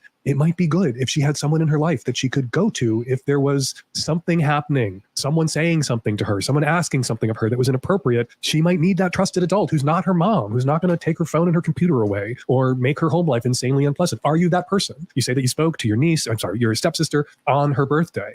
Do you speak to her once a year on her birthday? Or do you speak to her all the time? Are you in regular communication? Are you her confidant? If you rat her out, you are not going to be her confidant anymore. And that's what you have to weigh here. What is going to make her safer? Having you there to confide in, having you there to supplement her 13-year-old bullshit detectors, which are not going to be very good. Having you there if somebody asks her to do something or wants to send her something or is creeping on her in her comment threads in a way that makes her uncomfortable. Having you there to turn to, is that going to keep her safer than you going to her mother, which is a perfectly legitimate, reasonable choice, and telling her mother what she's been doing, and then her mother shutting down the account she's got now, her concluding that she can't confide in you and therefore will not confide in you anymore, and then most likely kids being kids and kids being better at computers and the internet than their parents, your stepsister creating another account that she doesn't tell anybody about, that she doesn't confide in you about. It's a judgment call. You're going to have to weigh what you think is going to keep your 13-year-old stepsister safer. You being there to help her, even if it means behind her mother's back, or her mother shutting this shit down, and then you not being there to help her because she will not ever again, at least until she's over the age of 18, risk confiding you. Hello, Dan. I got out of a 2.5-year relationship about 2 or 3 months ago. And right after it, I felt like I was fine. I've been sleeping around and everything, but I'm still in love with the person. We still talk in a friendly way, but I just want to know what's the best way to get over it. I know it sounds cliche, but I'm really not sure what to do. Amy Hackney, a psychology professor at Georgia Southern University, she knows what you should do, and she shared it recently with Faith Hill, right through the Atlantic, who we had on the show to talk about rebound relationships. Tried to highlight this during our conversation because Amy Hackney's research supports an old adage, something that people have been throwing around for years, not an expression that I coined. Can you coin an expression? Not an expression that I busted out for the very first time. To get over someone, get under someone else. What Amy Hackney told Faith Hill, quote, the sooner they began dating someone new, the faster people who'd just been dumped felt that they had recovered from a prior relationship, an important prior relationship. It's only been a couple of months since you got out of this 2.5-year relationship that you're still feeling big feelings, feeling some regret, that you still love this person. Maybe you were the one dumped by this person. Maybe the relationship was ended and you didn't choose to end the relationship, that you're still reeling 2 months later. Perfectly understandable. I would actually be more concerned if I were you 2 months after a long-term relationship came to an end with somebody I still had feelings for. I would be more concerned if I wasn't still reeling, if I wasn't still feeling sad and conflicted. It's a good sign about your emotional health that you're not completely over this person, indifferent to what you gave up or what you lost or what was taken from you. That would be kind of a sociopath's move, or evidence, I think, of a sociopathic personality, not to diagnose people who are trying to get away from that, right? So take it as a good sign that you're still having big feelings, but take Amy Hackney at Georgia Southern University's research as a sign also that you need to get out there. You need to get some new dick. You need to get on top of or under some new guys so that you can get over that other guy. And maybe if it makes you feel worse when you talk to him, take a break from talking to him. I'm just going to assume that he dumped you. Maybe it was a mutual decision, but if he dumped you and said, but I still want to be friends, I still value our connection, you may sometimes as the dumped person accept that friendship and that ongoing connection in the place of what you really wanted from and with that person. And you don't want to seem small or petty or too hurt by the relationship ending, so you continue to interact with that person, and it just prevents the wound from scabbing over and healing up. You can tell someone that you dumped or someone that dumped you, I need to take a break. I want to be friends, but you know what? I need 6 months or even a year of no contact so that I can be your friend without being super sad about not being your lover anymore. Hi, my question is about etiquette when it comes to sending naked pictures. So a lot of people match on apps, and then before they meet, they send naked pictures, and then they decide whether or not they're going to meet up, hang out, whatever. I'm fine with that. I get a lot of intel from a DP. I look at the angles, I look at the background. There's so much to see. But something that upsets me is when people send me DPs or naked pictures of them having sex with or including another woman. It just makes me feel not special, and I just don't like to see the other person. I know that everybody is always, hooking up with each other and fine, whatever, so much non-exclusivity, but it just upsets me because also, if I was a woman in that picture, I'd be pissed off myself.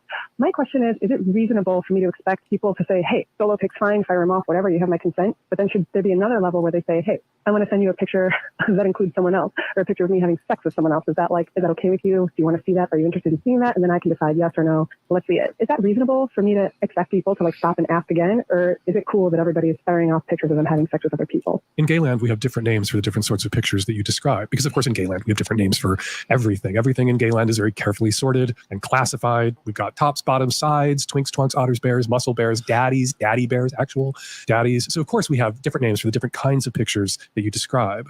A pic with a dick in it is a dick pic. A pic with that dick in it and someone else in it, that is called a play pic. You could make that clear to the people whose dick pics you are soliciting on the internet, that you'd like to see the dick, but you don't want to see anybody else in that picture. You want a dick pic, not a play pic. I think it's reasonable of you to expect that someone who's trying to get into your pants would have the emotional intelligence not to send you pictures of themselves with other women, even though you know they're not virgins. They're not virgins on the internet blasting out dick pics to people they'd like to have anonymous or very, very hyper casual sex with. There's not a lot of virgins on the internet. You know that they've been with other people. That's not something you necessarily want in the forefront of your mind while you're looking at their dick pics. Also something you don't want to have to think about, but in a way, maybe it's good these guys are telling on themselves in this way, is you don't want to worry about whether the other person in that photo has consented to that photo being shared. What is that guy telling you at that moment about how he's going to treat you, about how seriously he takes matters of consent if he is sending out photographs with other women in it that I guess by default, you have to assume he doesn't have their permission to share those photographs with you. Now, there are lots of gay guys on the internet who share play pics, who have the permission of their play partners to share those pics with anybody. I think it's less common for straight women or bi women who are sleeping with cis men to be comfortable with their pictures being blasted out to strangers on the internet. Not quite revenge porn, but certainly, I guess, stupid porn or stupid sharing of a dick pic that isn't a dick pic, it's a play pic. And a play pic, of course, involves and touches on and implicates more people than just, and exposes more people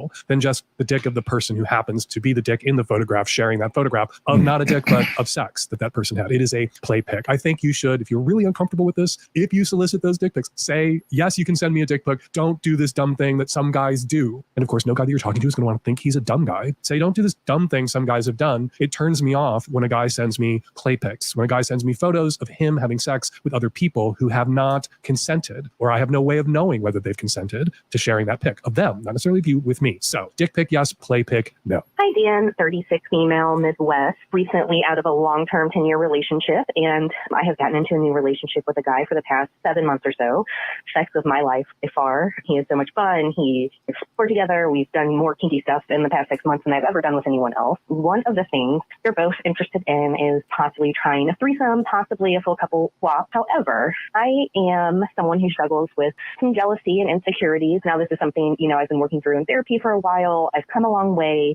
It's not something that I control him. He looks at porn and other girls. We're open and honest about things. It's not so much a problem, but I am really worried that if we take this step, which is something I would like to try because I would like to really explore my sexuality, especially with other women and all of that fun stuff. But I am worried that this will hurt our relationship. I'm worried I'm going to do this. I'm going to get jealous. I'm going to get insecure, and it will cause a rift, which is absolutely not what I want. So how do I move forward with this? How do I make this fantasy for him and I come true, feel good about it, feel secure, and not ruin our relationship? Joining me to help tackle this question, Claire That's a good Perlman, question. queer Jewish sex therapist living and working in the Bay Area, where there are lots of queers having lots of successful threesomes, probably because of Claire's hard work. She's passionate about creating accessible sex education, normalizing play, pleasure, and sexuality through her work with clients and across her social media channels. Hey, Claire, thank you for joining me.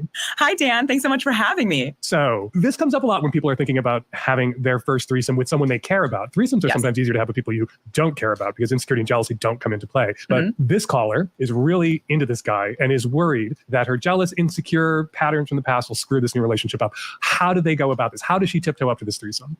Well, first of all, I just want to say mazel tov on the amazing sex that she's having. It's very exciting, and anyone at any age can have it. And my main tip here is to make explicit agreements and create explicit boundaries before heading into the threesome. Figure out what is going to help keep you feeling safe and special if those are the things that you are attempting to feel in this threesome and afterwards, and to ground in the knowledge that if it doesn't go as well as she wants it to, or if she feels insecure, or if she feels disconnected from her partner after, that they've probably felt disconnected in some other shape or form throughout their 7-month relationship. And they can use those same tools that they use to reconnect after those disconnections to reconnect after a threesome that possibly doesn't go the way she wants it to go. I wonder what you would think of something I tell people before they have their first threesome. Yeah. All threesomes at some point become twosomes for a minute. Sort of a rolling series of possible twosomes. There are 6 possible twosome combinations during any given threesome. And I really feel like you have to tell yourself in advance of the threesome, if a twosome breaks out and I'm not part of it, I'm going to watch and enjoy and wait to dive back in. Or Gallahorn, we'll talk about this in advance. And we'll tap each other on the shoulders. cheesy, I need to get pulled bro. back in now, or I'm going to have a meltdown. And that's an okay thing to Taco say during a threesome. Supreme I absolutely cheesy. think that's an okay thing to say. I also, when you're having a threesome and you're a couple that's trying to find a third person to come in, you want to think about, like, are you a couple having sex with a third person, or are you 3 people having having sex. And I think those are two different dynamics, and you have to figure out what's going to work for you. And either's okay. You can be a either's couple okay. seeking a third to have sex with as a couple, or you can be three people having sex, two of them happen to be Have in a couple. you You need to be disappeared? clear with your third about what you're looking for, what your expectations are, and what you can give them. Exactly. You want to be clear with your bro. third, and you want to be clear with each other. And as you said, it's okay to want any of these kinds of configurations in a threesome. You just have to be upfront with it, Ugh. because what happens is there are different expectations that are not talked about, and then people get upset. I took a call a few years ago from someone who had their first threesome, and it was kind of a disaster Mm. because she watched her partner have sex without a condom, vaginal intercourse with their third, and they hadn't talked about vaginal intercourse. They hadn't, and she had feelings about that, but also without a condom. So you need to have a granular conversation about all of your expectations. All of the boundaries. Like, is it okay if he comes inside her, even if there's a condom on? Is it like a boundary that you only have anal sex with him, even if it's during the threesome? You know, where are the very specific boundaries? One of the boundaries I think a third can lay down legitimately with a couple is I'm not here for drama, right? The couple needs to arrive at the threesome not fragile, like ready to roll, because it's really unfair to the third for a couple to have a meltdown during a threesome. Oh, yeah. But I do think that everybody should say, you should empower your third. You can take a timeout. I can take a timeout. He can take a timeout. We have ice cream in the fridge. We can have an ice cream break. We can, if we tap to take a timeout, doesn't mean it's over. Exactly. And another thing I think that people don't think about, particularly this is a opposite sex couple, not necessarily straight.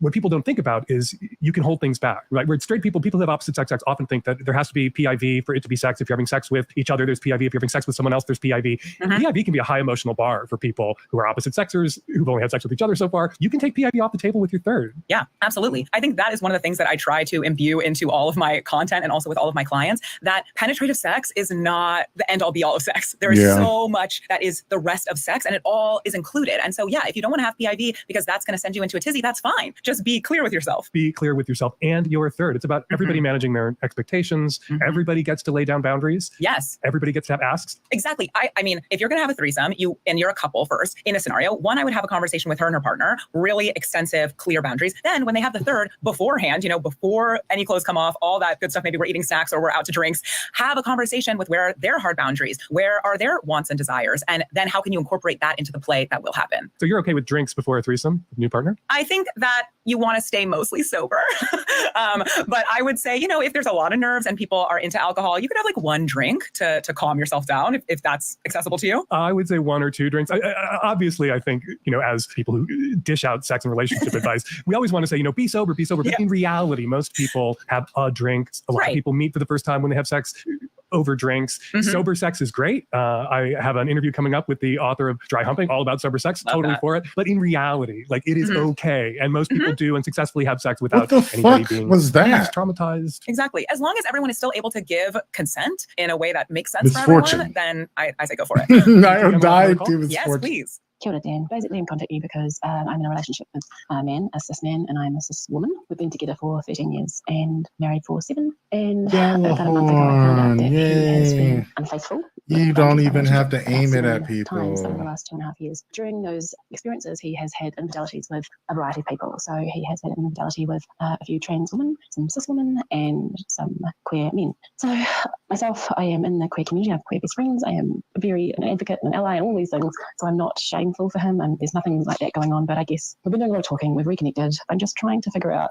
what that means for us. He's at the point where he's telling me, he's had these experiences and he has had fantasies about this since he was younger, about trans women, and that he now has experienced them. And apparently it sounds like potentially it hasn't been all that it's cracked up to be. But is that just because of the guilt of the infidelity involved in that? And, he's made it quite clear that he's not interested I got my in key, as a so trans I guess woman I'm done fantasy here. or fetishization. I'm not sure. I understand that, people of all gender identifications Yeah, and and I sexuality finished can, it, continue in a monogamous relationship. And how do you navigate that within your relationship? Sometimes I think you can be an ally and an advocate without being a doormat. And I'm concerned the caller is being a bit of a doormat here. I think there's two different things going on that we really need to pull apart. Is that there's the cheating, and then the chronic cheating, and then there's his preferences for people that are not her. And so she didn't really touch on the cheating a lot. She kind of said they talked about it. So she doesn't even seem to feel entitled to have feelings about it, because somehow it's a trump card that he was having queer sex with other people, and she wants to be an ally, an advocate, and she's queer herself. So she doesn't feel entitled to be angry. Right. It's still cheating. And it sounds like whatever it was outside the bounds of their relationship. So that was the important part. But then there was this other piece that he's having sex with trans women, people that are not her same, body type, and the two differences there. Yeah, and you can be supportive of the sexual journey and still hold him accountable for the lying. Did he use condoms with these trans women? Was he safe? Did he put you at risk? What are his intentions going forward? They're having a lot of conversations. People often reconnect and talk in the wake of an affair. If the relationship manages to survive it, they get radically honest, and that can be great. But what I hear these callers saying, is sometimes what I hear, parents of young queers saying, or other people who are, want to be queer supportive, who then feel like they can't say to their queer kid, no, you may not do X for fear of being called queerphobic. Visit the transphobic, or radio in homophobic. the helm. And in this case, this woman doesn't feel like she can say, hey, that was not okay to her partner, because although he cheated, not okay, he cheated with queer people, and she doesn't want to shame him for the queerness of the sex. Right. And the thing is, she doesn't need to shame him for either. Like, to me, cheating, there's always something that has gone on in the relationship. We hear what they're going to say here. So right here. I heard you Guardians got a lesson in sword logic today. You think you can defeat Xivu Arath with philosophy? Right. Let me show you something. Tabitha kept records, and I took a look at what she had on her sister. Got a recording from way back, just after you Guardians drop-kicked Oryx into Saturn's orbit. Call it a primary source for your little research project. Our brother is dead. I will take my revenge as he fought for his son. Revenge? For what? The dead deserved to die. That's your own logic. Oryx was a hypocrite, and so are you. He loved us. He made of our deaths a study. And she, who has endured, who sharpened the sword of his defeat, has done the same. She will take up this mantle. When she is paired to her true shape, we will meet her on the flaming path. What a vain child you are. Oryx spoiled you rotten. Not everyone wants to be like you. And you won't always get your way. I will test my strength against her brood, and she will prove our logic true. Do you see what you Guardians did? Do you see what's happening here? Xivu Arath thinks Eris is one of them, some kind of heir to Oryx. That ritual of hers tied a pretty bow on that theory. This is all part of Savathun's plan. But I can't help wondering, what the hell does Eris think she's doing? Damn, that's something I did not see coming. Like Eris really getting powerful. That's pretty cool.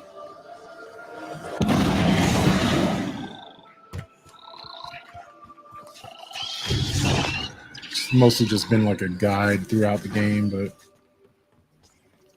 Eris the Hive God? That sounds awesome. Hey, Eris. Heard we have some strange bedfellows. Though, if a bedfellow ain't strange, then they're probably not worth having. So it seems. Have you come to urge caution? To advise against temptation? Nah, you know what you're about. But I'm wondering, what's it like? It begins as a feral surmise, a suspicion. I hear whispers, but they are in my voice. It rises until I am screaming. I make a demand, an atavistic fear now sublimated into a singular, desperate urge. A hunger I must endlessly sate. But the Hive are not afraid. They are awestruck. They know that I am vengeance, and they have conjured me back with vengeance. Ooh, sounds like a wild ride.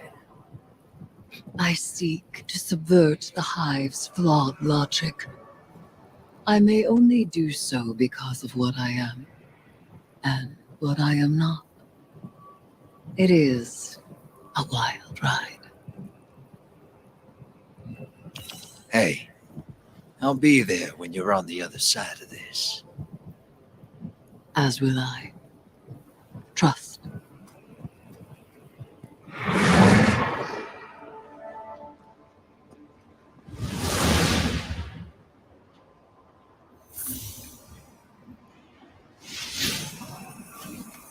That's pretty cool.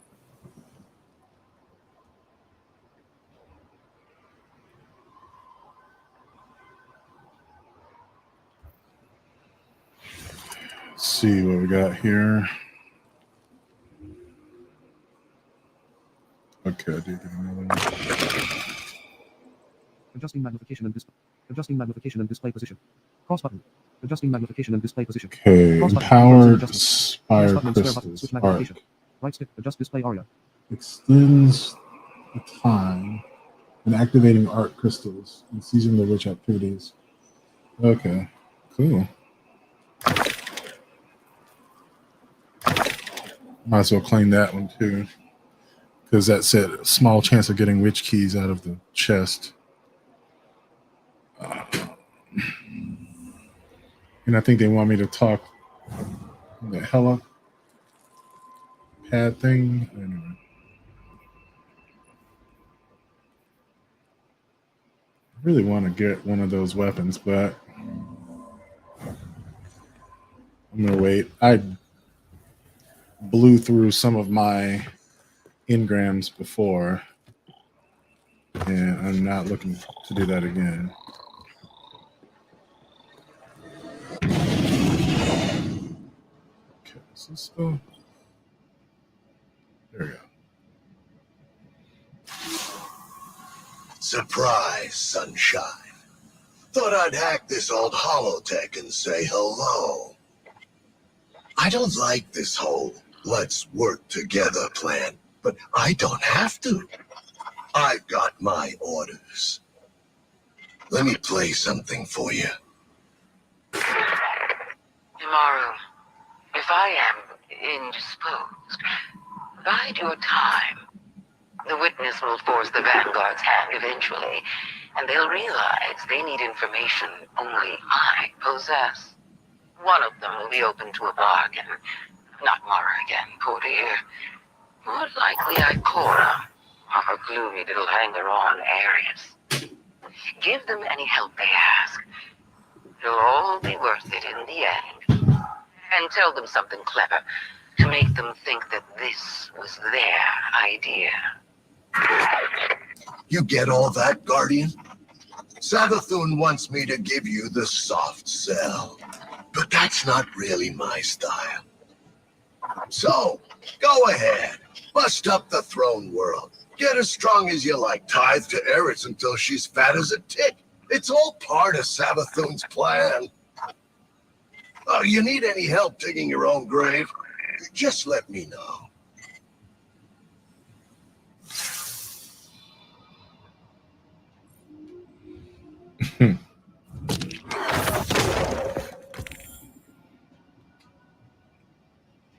All right. Check this out.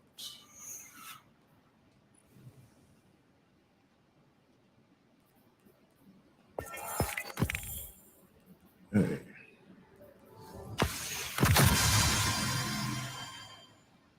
Cool.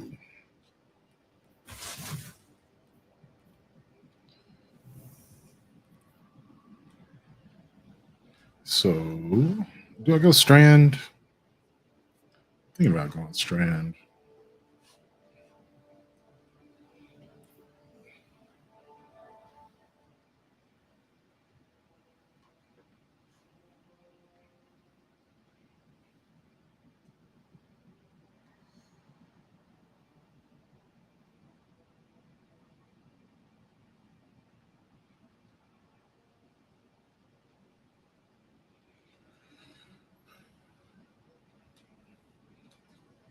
So I got to do some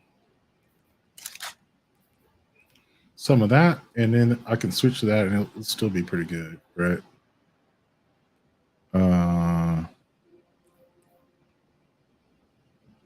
Chase rifle.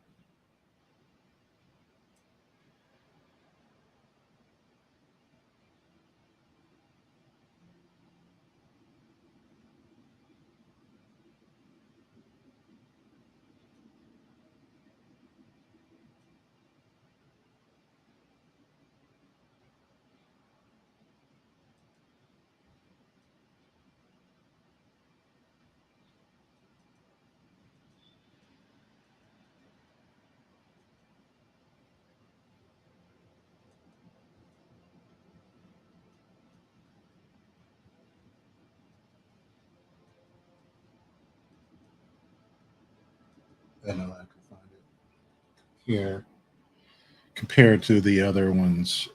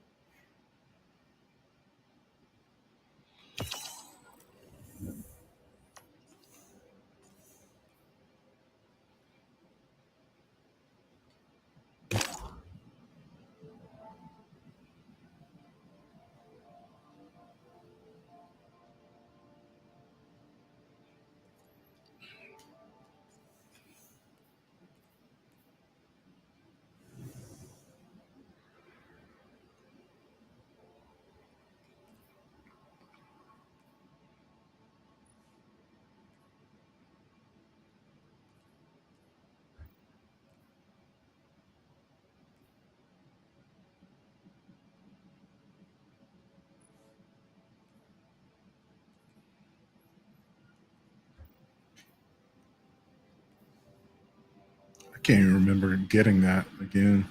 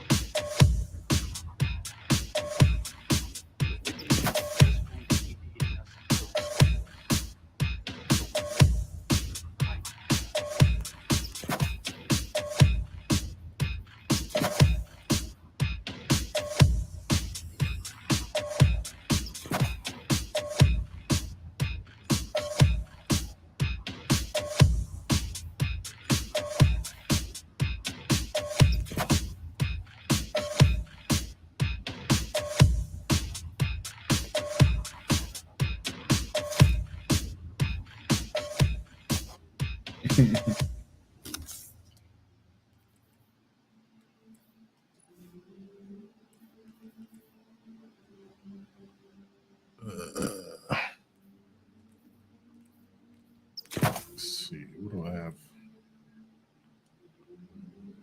Need arc, void, and probably one of these. I should go strength, right?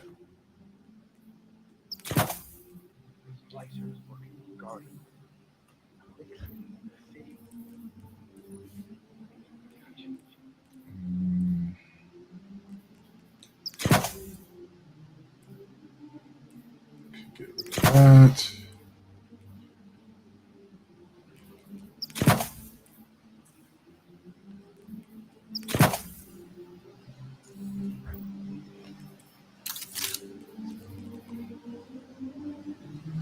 Right. Wrong.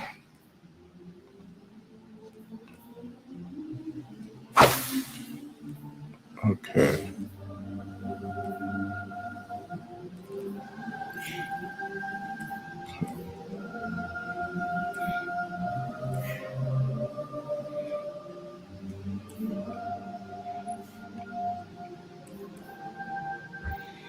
Now, let me see. Finish off this build. I like these right here.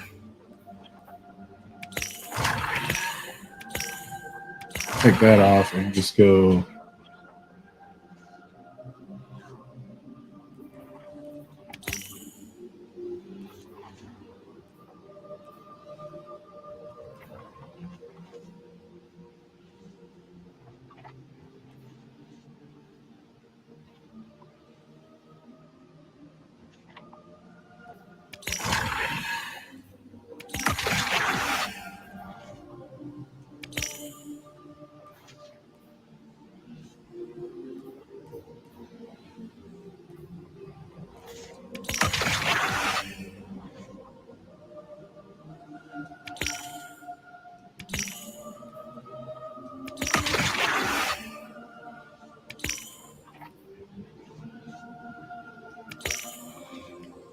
Okay. With elemental munitions, I might just take off this heavy ammo finder and put on the dual finder.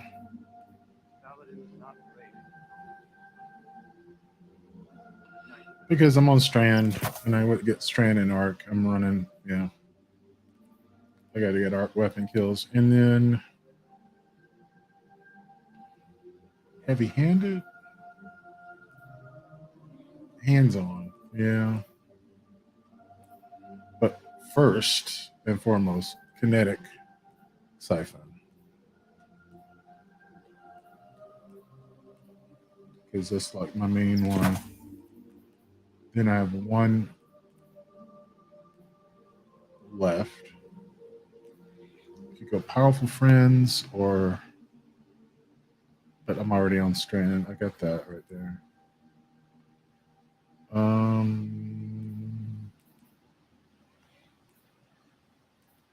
Just go with the heavy ammo Scout. Since I don't have the finder. We'll see. I mean, I nothing else really is that good. Yeah, okay.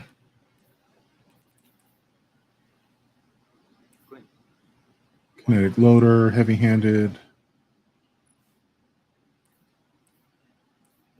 With resilience, okay.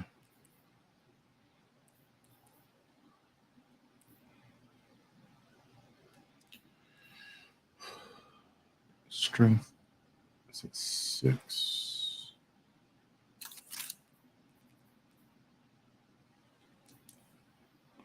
I think what I could do here is go minor strength.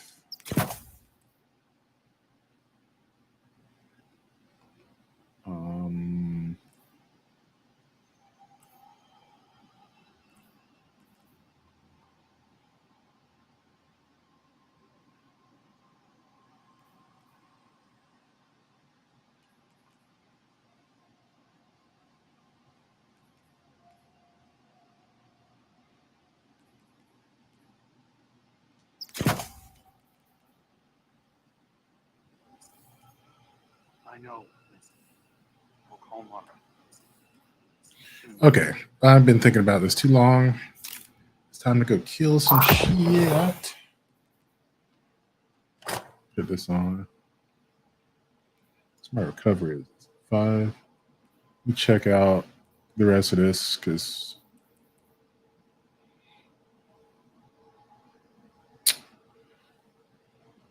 yeah. don't like the Wanderer. Yeah, just doing that. The question is, do I do Grample or Threadling? Or do I just grapple? I'd never grapple on Warlock, but considering this board might be advantageous just to get the fuck out of the way. That's always on.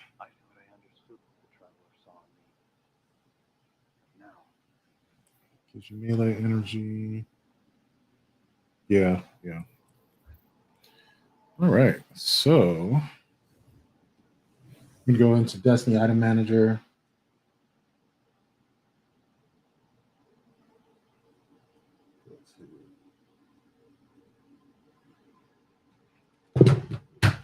Use my tablet here to save this loadout. I could also just save it right here. Can I? They did enable these again. They said you can't pull stuff out of your vault, but I actually don't plan on doing that too much except for certain items. I'll save that there. I think I'm also going to save it here.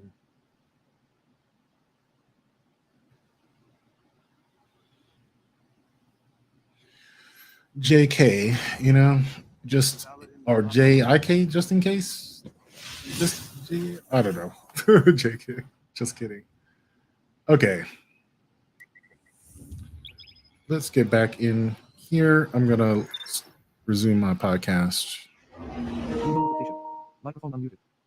Relationship, like no blame, but there's some kind of dynamic that led someone to want to cheat, and I don't know what that is, but they definitely want to figure that out. And then the fact that, like, even though he is stepping out of the marriage with people who are not like that doesn't mean that he doesn't want to have sex with her. It was also confusing at the end of the call to know quite where they were going, but I think you're right. Where do they want to go in the future? What are the boundaries of their relationship, and will he be able to hold to those boundaries, queer or not? I think I have to disagree with you on always wanting to regard cheating as an indication about something not working or out of whack about the relationship, as if relationships that are all perfectly in tune, there's never an infidelity. Sometimes people cheat just because they're horny, just because they need some sort of outside affirmation to rediscover themselves. There's lots of reasons people cheat that have literally zero to do with the health or quality of the relationship, with the person that they're cheating on. I agree with you. I think that within the relationship also accounts for what's going on with each person within the relationship. It's not necessarily a relational dynamic that makes someone cheat. Do you agree or disagree with my longstanding advice that sometimes cheating is the least worst option for all involved, and sometimes people have to do what they need to do to stay married and stay sane? Don't think that applies in this case. This was just straight up, I would not have given a permission slip to this guy. Cheating, not okay. But is cheating ever okay? Oh, that's a tough one. Cheating is such a hot button topic. I would say that sometimes cheating is the easiest choice for people to get what they're looking for, whether it's out of the marriage, whether it's like a reawakening in the partnership or whatever's going on. I don't really think that cheating is the best option, but I guess the least worst option does make sense. Sometimes it's very case specific. You know, we get into the weeds and parsing it. It's just really easy to say never okay. But then you're presented, if you do this long enough, as I'm sure you've already been presented, with particular circumstances where the greater betrayal would be leaving. The lesser betrayal is cheating. And it's often the person who's doing the cheating has been cheated themselves. In one way, shape, or form. Yeah. And that's not just saying like hurt people. Right. Sometimes a person is in a sexless relationship and kind of trapped, and it's not their fault, it's sexless, and they've done all the right things that we all tell them to do. They've talked about it. They've gone to couples counseling. They've worked on it. And they're 30 years, 20 years into a relationship, and they don't want to blow up their lives. They just want to get laid. Yeah. And those are the I've seen those clients. Yeah. I have a lot of empathy. And what do you tell them? Do you tell them they're terrible? I tell them, no. I mean, it's actually pretty wild in my friend group when I kind of discuss the way that I approach some of these cases, is that I don't tell them they're terrible. I tell them that I understand why they cheated and that they did everything that they could to try and create a different relational dynamic, and that it makes sense. It's still not a great option, but I don't tell them they're bad people. I think it's really hard for a lot of couples to face up to the moment where they look at each other and say, our relationship is companionate now. Just like two people aren't always ready to say I love you at the same time, or marry at the same time, or have kids at the same time, or move in at the same time. The mutual acknowledgement of we still love each other, we're still partners, we're still a couple, not romantic partners, not sex partners anymore. That is a hard thing for people to face up to simultaneously. It's heartbreaking for people, especially when they walked into the relationship as a sexual relationship. All right, we have one more question, and this one is from left field. Hi, Dan. I'm 32. My husband's 41. We've only been married a couple months, but we've been together for 5 years, lived together for 4. And this call's going to make him sound like he's like gross, but he's not. He's really awesome and amazing. But we had an issue. A few nights ago, he diarrheaed all over the shower and didn't clean it up. On top of that, I'm 12 weeks pregnant, but my sense of smell is really sensitive. And I went into the bathroom and was just like horrified at what I smelled and horrified at what I saw. And when I asked him about it, he at first denied, but then did admit that he had an accident and he thought he cleaned it up, but he didn't. And it took a lot of pushing for me to get him to properly clean it up with like cleaning products and disinfect the tub. And he was like really angry and defensive about it. And this has happened 2 other times in the past 2 years that we've lived in our current little apartment. And we only have 1 bathroom. Unfortunately, can't afford a space much bigger. The other 2 times he was like sick and said he couldn't make it to the toilet in time. And I just kind of like looked the other way, and I wasn't pregnant those times and maybe had a higher tolerance for gross stuff. But yeah, this time I was just like, oh, hell no. Like, and I really wanted to have a conversation about like ground rules for using the bathroom and expectations for using the bathroom. And he just like refused to be part of that kind of conversation. My concern is like, we're about to have a little baby in the house, and like there needs to be like proper use of, like, we need to be modeling how to use things properly. We need to also have the space clean and sanitary for when I take a shower with the baby and clean it and clean myself postpartum. And like, honestly, it's just like, it's disgusting to me. It's only happened 3 times, like I said, but I guess I'm just wondering, like, should I push for this conversation to happen? Should I wait and see if it happens a 4th time and then push then? Is this typical? Do men poop in the shower? Gross. Yeah, I guess any of your input on how to like make my husband not poop in the shower would be great. Oh, wow. I'm just going to say hashtag not all men. This is not something all men do. I've been with a lot of men. This is not something any man I have ever been with has ever done.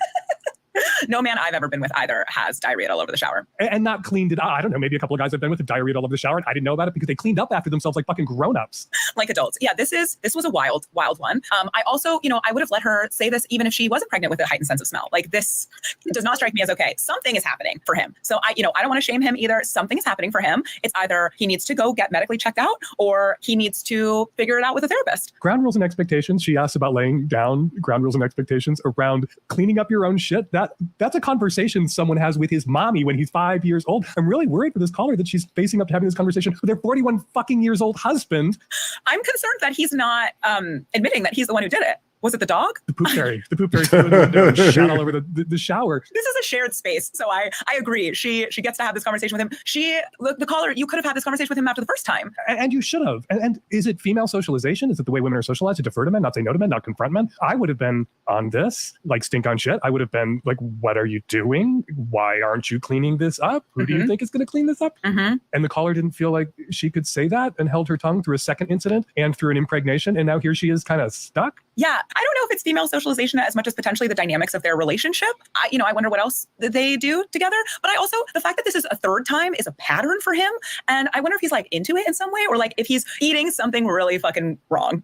Oh my God. Also, how far is the shower from the toilet? That's my question. Does he have a bowel issue? Potentially. Does he drink? I've certainly heard that some people who drink lose control. Like, is there a bigger issue at play here? But if not, you got to change this dynamic. The difficult thing is changing relationship dynamics after you scrambled your DNA together is kind of renegotiating in a hostage situation. I think it's possible. Yeah. I definitely think a couples counselor might be helpful here to help, them each advocate for themselves. But yes, I think they definitely need to have several intense conversations. Yeah, there's a certain amount of cleaning up after each other, cleaning up for each other that you do in a long-term relationship. People have blind spots where, it's something that you see as messy and you identify as a problem they can't see as mess or identify as a problem. Maybe you take care of that. They're doing the same for you in some other area of maintaining the home, but not this. This is a universal, I'm not cleaning up after you, unless it was like you got sick. But 3 times is not you got sick. Yeah, 3 times is you are sick. Claire Perlman, queer Jewish sex therapist living and working in the Bay Area. Claire, where can people find you online? At Sex Clarified, spelled normally, and they can find me on that on all platforms. You are terrific on Instagram, which is where I first ran across your work, and I love it. I follow you. I'm always liking your posts. Thank you so much. Thank you. I'm learning from you, which is great. Oh, Dan, it is such an honor to be here, and I'm so excited that you follow me on Instagram. What inspired you to get into this line of work? I've always been obsessed with sex and relationships. It has been the source of my greatest heartbreak and also my greatest happiness. And you can thank my mom for telling me a bunch of stories about all of her different boyfriends growing up, and so I internalized that being a slut is okay. Claire Perlman, check her out. Sex Clarified on Instagram and other social platforms. Claire, thank you so much. Thank you. Hey, Dan. I am a 36-year-old gay man married to my husband, who is 59. So quite a big age difference there. We've been together about 6 years. There's been issues with him being older, blood pressure, medical issues where he's unable to get an erection. So we've, been exploring different ways that I could be sexually satisfied. I'm extremely horny all the time, and he's not. So anywho, recently we just got on to Grindr and created a joint account. We're exploring that. So I thought things were going in a good direction. But recently, I was looking for an Aleve and came across a medicine in his drawer that I've never seen before. And I Googled it, and it's for HIV. I confronted him, and he's HIV positive, undetectable, but HIV positive. And he had never told me during the entire duration that we've been together. I just feel unbelievably betrayed, angry, sad that he would hide this from me. And, he kept saying, well, undetectable means negative. And I get that there's, with his generation, such a stigma associated with it. And he said, you would probably have never met up with me, if you would have known. And I'm sad to say that I probably wouldn't have, just because of my ignorance back when we did meet. And so it's this balance of being empathetic and understanding, yet, I'm starting to doubt our relationship. Is it all based off of this lie? I've never doubted his trust before until now. And so I'm working through this with my therapist, but I also am struggling to deal with how did he ethically have sex with men knowing that he was positive but undetectable? Does that make it right? He should have confided in me that he was positive when we met, right? Am I going crazy? Well, your question took a turn. This was going to be, we're opening the relationship. We've hit maybe a few of the bumps in the road that people sometimes hit when they're opening a relationship up. But no, what you encountered when you were looking for that Aleve was a much bigger bump in the road or a Grand Canyon in the fucking road. You are not going crazy. He absolutely should have disclosed to you that he has HIV and that he can't infect you with HIV. Someone who is taking those medications, someone whose viral load is undetectable, cannot transmit HIV to another person. Somebody who knows he's HIV positive, is taking his medications, has an undetectable viral load, is a safer person for a gay guy to have unprotected sex with than a guy who doesn't have HIV or doesn't think he has HIV because he was negative the last time he got tested. All right, so disclosure. It's an interesting time to be a gay man and to navigate when to disclose, how to disclose, and whether there's an obligation to disclose or an expectation that an HIV positive person will disclose. If people who are HIV positive are on medication and can't infect anyone, and people who are HIV negative and sexually active are, gay and bi men should be, many are, taking PrEP and therefore cannot be infected, we live in a moment, we navigate our sexual contacts at a time when there really isn't an expectation that somebody who's negative or somebody who's positive, that needs to be a conversation that those two guys are going to have the first time that they hook up. People will sometimes say on their Grindr profiles, HIV positive, undetectable. Now, some people still react to HIV like it's 30 years ago. Some people don't seem to have gotten the U equals U, undetectable equals uninfectious messaging.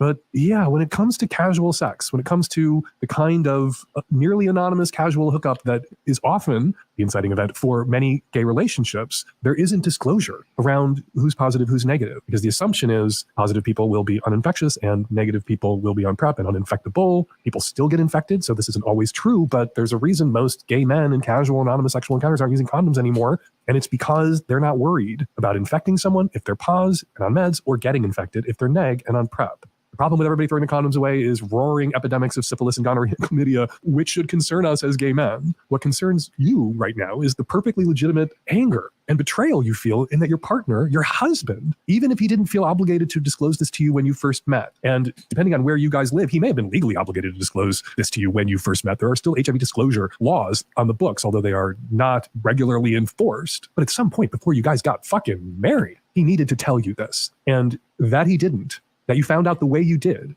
I don't know what else to say. It's just not okay. It's not okay. He has explaining to do. You have a couples counselor to see together. You have a right to ask him what else you don't know beyond HIV. Are there any other things about his life, his history that are awkward that he didn't tell you about and then didn't get around to telling you about until after you'd committed to him? You have a right to know. And also, are you husbands or are you not husbands? One of the things husbands do for each other is take care of each other, look after each other, make sure that each other is, picking up your meds from the pharmacy and then taking those meds. By not being fully honest with you about this, you weren't able as his husband to do that for him. People still die of AIDS. Sometimes I read news articles about people who recently died of AIDS. And sometimes those stories are about people who are on HIV meds for years and then just stopped taking them and got sick and died. And I'm not saying that that's a common thing that people with HIV do, but it seems to me that it's something that a partnered person with HIV is much less likely to do if his husband is there saying, hey, I went to Rite Aid and picked up your fucking meds. It's 1 pill a day. Fucking take it. Am I not being honest with you about being HIV positive and being on the meds? you weren't able to be that person for him if he ever needed you to be the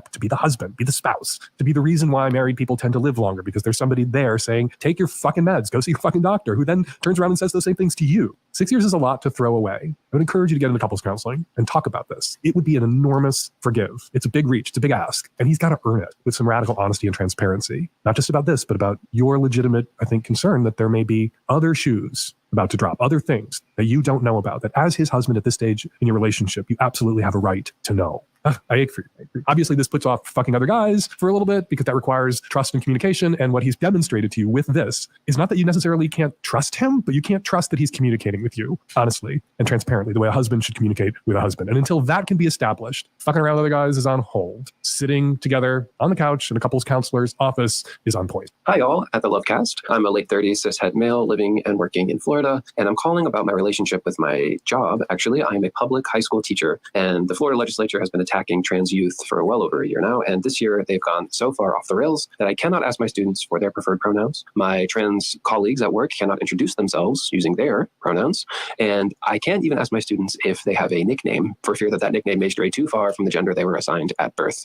So my question is this: do you have any insight on whether it's better to stay and try to be a covert ally for these students who need to be seen and loved and heard, and tell them that, yes, it gets better? Or should I pick up and leave the state that I love with all of its flaws and the job that I love for a place that will respect human dignity? After your years in the trenches, Dan, do you have any insight on the age-old battle of whether to stay and fight or leave and find someplace safe? You're safe. You're a cisgendered heterosexual man. As a teacher, you're being micromanaged by the Florida GOP that controls the state legislature and, of course, the governor's mansion. And you are at risk if you used a kid's nickname or asked kids what their preferred pronouns might be, at risk of being fired. But you're not unsafe in the way trans, queer, gender nonconforming kids in Florida schools are now. Should you stay? Should you go? Well, on the one hand, if you left the state, you would be, if you quit your job and moved somewhere where queer kids were safer, the queer kids you might work with in that other place were safer than the queer kids are where you work now. If you left, you would be contributing to Florida's enormous growing teacher shortage. There are, according to the Florida Education Association, 8,000 teacher positions unfilled in Florida and 6,000 support staff vacancies across the state. It's going to reach a crisis in Florida. The more Florida state legislature micromanages what teachers can say or do or how they put their classrooms together, the more bomb threats libs of TikTok direct at teachers who are foolish enough in this climate to post risible, I don't remember how to say that word shit on TikTok. Maybe not a great idea at this particular moment. Wow. The more teachers are going to leave. And maybe that will bring the Florida state legislature to their senses and they will roll some of this back and stop micromanaging classrooms and terrorizing queer students. Or maybe this is their goal. Maybe they're trying to break public education. Maybe that's not a maybe. Maybe that's a stated goal of the Republican Party over the last 50 fucking years, to end public education in America, to privatize it, to send public monies to private educational institutions that are engaged in, what's that word they use all the time about us? Indoctrination of students, religious indoctrination of students. So if you leave, maybe you will help break schools, grind the school system in Florida to a halt, and then maybe politicians in your state will stop this, or maybe it was the goal. So stay or go, stay and fight, or go somewhere that you're pretty much as safe as you are right now in Florida, or go somewhere where you're pretty much as safe as you are as a straight man in Florida right now, but your queer students, the queer students that you'll be working with in that other place, can be out to you, to each other, to their peers.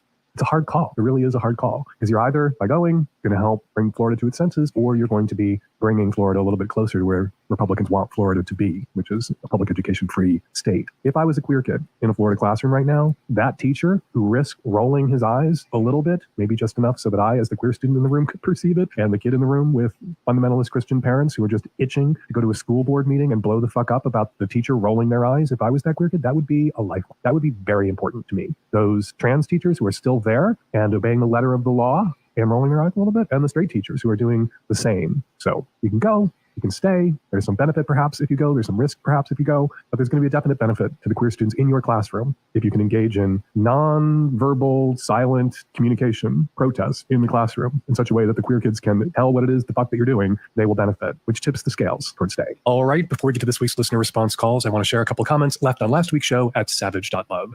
Says Jen, to the caller whose partner proposed publicly, you said you don't know what marriage means to him. Caller, find out before you marry him. If you like his answer, lovingly but clearly let him know know why his proposal made you uncomfortable and request a do-over. Let him know how you want to be treated so he can start practicing treating you better now. About the same caller, John H. says, a surprise public proposal is unacceptably manipulative, entitled, and sexist that this guy would even possibly think a big surprise proposal is a good idea, having not discussed marriage at all with the caller, speaks so poorly of his judgment that I think the caller should immediately dump him. At a minimum, she should not get married to him. And says, Their Majesty, to the caller whose former colleague saw his husband on a date with someone else and was struggling with how to come out as poly to that person, I refuse to come out in a formal way to anyone anymore. Coming out always felt slightly apologetic, like what I was about to say might change how you felt about me. Fuck that. I come out now by matter-of-factly mentioning my husband. This caller should do the same about being gay and poly. Say to the woman, my husband and his boyfriend saw you but didn't get a chance to say hi. If she wants to engage further, she can, but it came from a place of normalizing it rather than inviting disapproval. For more listener comments, check out Struggle Session, posted on Thursdays at savage.love, where I respond to comments, emails, and DMs from listeners and readers. It is another perk from Magnum Subs. To get all the perks, become a Magnum Sub at savage.love. And now, listener response calls.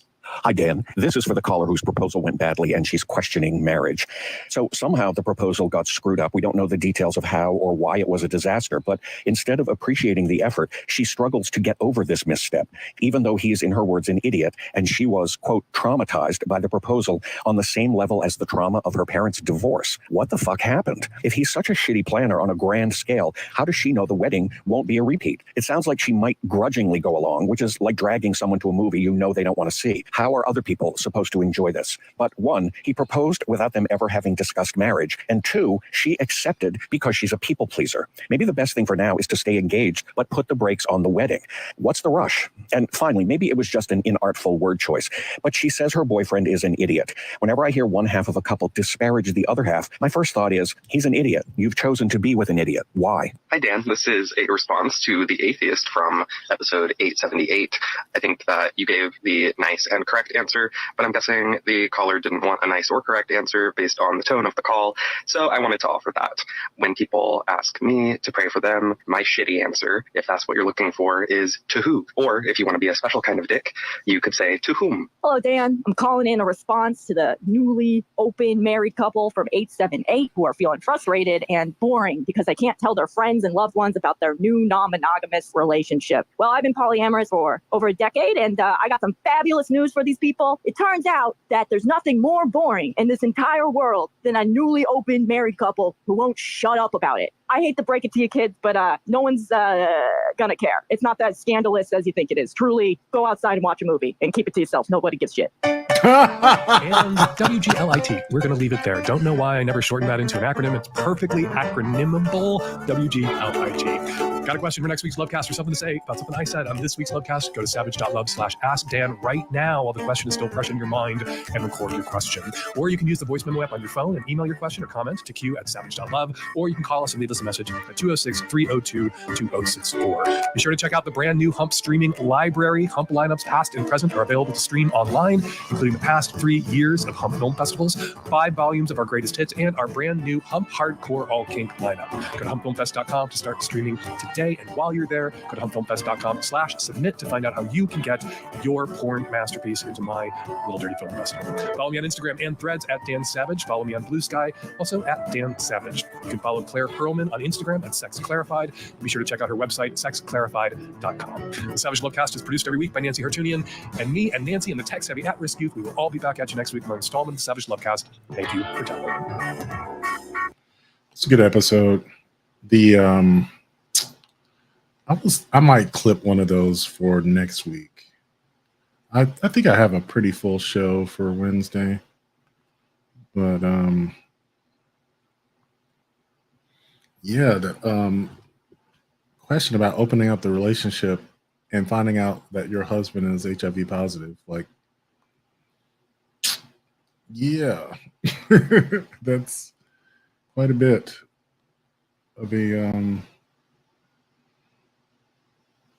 of a pickle, right? Because I think I usually err on the side of preserving the relationship, but like some people just don't or can't change. So I don't understand the concept of like struggling through it even more. when they're giving you no reason to trust them anymore. And let's see, what is this? Oh.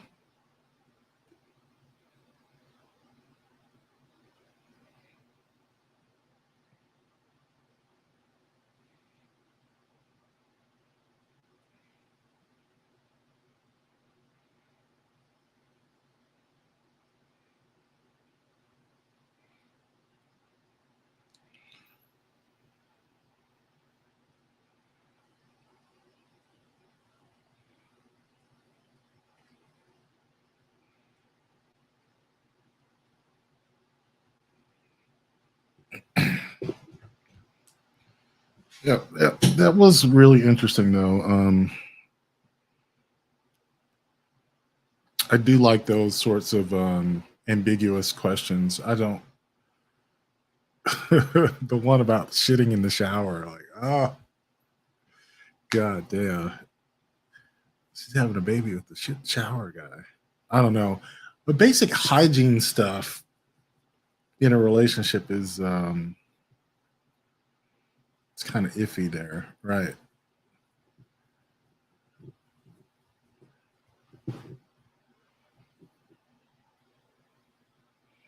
Yikes. That's all I can say.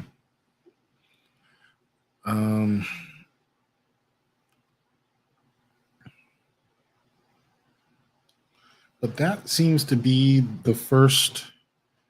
I think I got the weekly mission completed. And I am ready to take a break. This is probably the longest I've ever streamed. I typically only go for about an hour, but considering I needed to get that quest line done, I guess that's a 2-for-1 today. But thank you so much for joining on the live stream. If you would, please go to youtube.com/MailMediaMind, subscribe, and join me for the M3 live broadcast, which is going to be tomorrow at 7. We're going to have a good time. And yeah, drop your comments and questions in the Q&A and we will discuss.